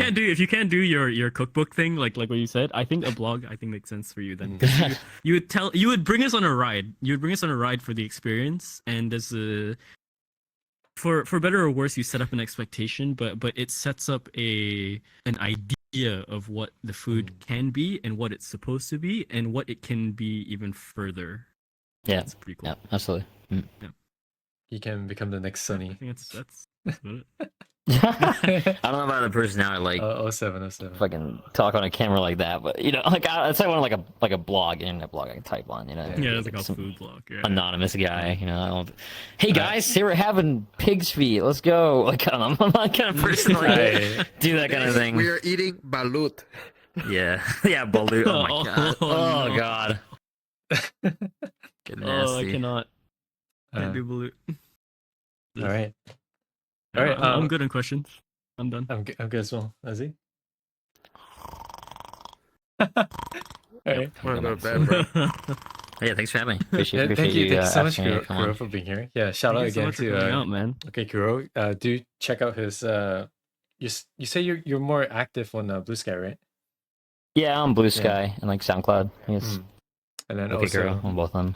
do check out his group offline if you want to enjoy the most immersive raving Yeah, experience. we you event get. tonight. Yeah, Wanna- there's wanna an event come by tonight. for So, a Left 4 Dead event. It's gonna be freaking fire. Sounds like 11 p.m. I think Eastern. 11 p.m. Eastern. what time is that for us? Like Eastern? I think it's the opposite, right? Like 11. Late. Oh, It's gonna be late. oh, late. Okay, okay. I'll be dead asleep. Goodness. Yeah, time zones is always a thing, but yeah, we'll do our best. Yeah. Thank you, though. Thank you so much. Yeah, shout out to lot_caliber and Azzy Vera. Thank you for co-hosting. And we'll hope to see you guys in the next episode. Woo. Thank you so much, guys. Thank you. Yeah. We're gonna take a group picture after I wrap this up. Yeah. He's not a fake Asian. Let's go. He's actually white. Actually, Oh, what? fuck. Yeah, white Asian. Oh my goodness. Can they still Okay. hear us? They can, but I'll mute myself for a bit. Fuck you, chat. What? All right, thank you, Lucas, for being here. This is part where we talk about like the We'll catch you guys in the contract next rules and- Big Asian We're getting paid, episode. are we? Maybe in a month or two. I heard We'll see. We'll Auli's see. paying me two grains of rice an hour. What about you? Take care, How everyone. much is he paying you right now? You're getting paid? My rice. I'm not. Bye, The Saki. fuck? I'll give you. I'll give you. Thank you for looking. Thank you for listening. Later about that. I've lost more things As in usual, contact with this man. He these took my episodes will get amplifier. uploaded onto the highlight channel. Dude, Let me just quickly share it to you guys. he's been teasing me enough to where like he's like, I'm gonna make you food when you come over to Malaysia. My ass, he's gonna make me fucking food. Did you see the cooking Right, stream? here's the link. Yeah, I did. Yeah, it was There's a whole something. playlist It was really of funny our 'cause past I podcast arrived, like, quite episodes. late because I think I was quite busy prior. Uh-huh. So, All right, let's so rate I was someone. trying to call him because I reached like the Airbnb, Yeah. and then just as I was about to call him, I checked the stream and I saw the noodles or whatever boil over, and I Oh was just no. like, okay, I'm not calling this motherfucker. I'm calling his other friend to come pick me up from downstairs. What do we rate? I guess. This guy. It's a crime right there, boiling over the noodles. I don't even know how it happened. Hey Kuro, Yo. you're stinky. What? Bye, Benny. Thanks for morning. Just woke up. And show this morning, so I probably am. Woke up and instantly got on here. I did the same. It's funny. I knew like like when you have to wake up at a certain time, and you wake up like a minute before your alarm. That's kind of what happened. Like my alarm didn't go off, but I was like, oh shit, I gotta go. Like. A little bit. Because I woke up like 30 minutes Alright, before my here we go, alarm. And I guys. was like, fuck this, dude. Take care, everyone. What Take the care. hell? I'll make stream tomorrow, but we'll see. Oh, Check man. that ass out, weed. Cheers.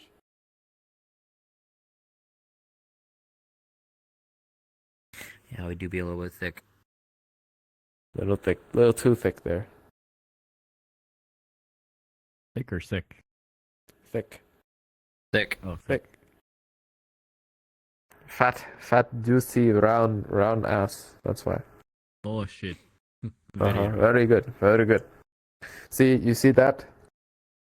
I wanted to make a fucking Asian joke earlier, but I was like, there's no moments that I was like, I can't do it because it's like, good to have it's like because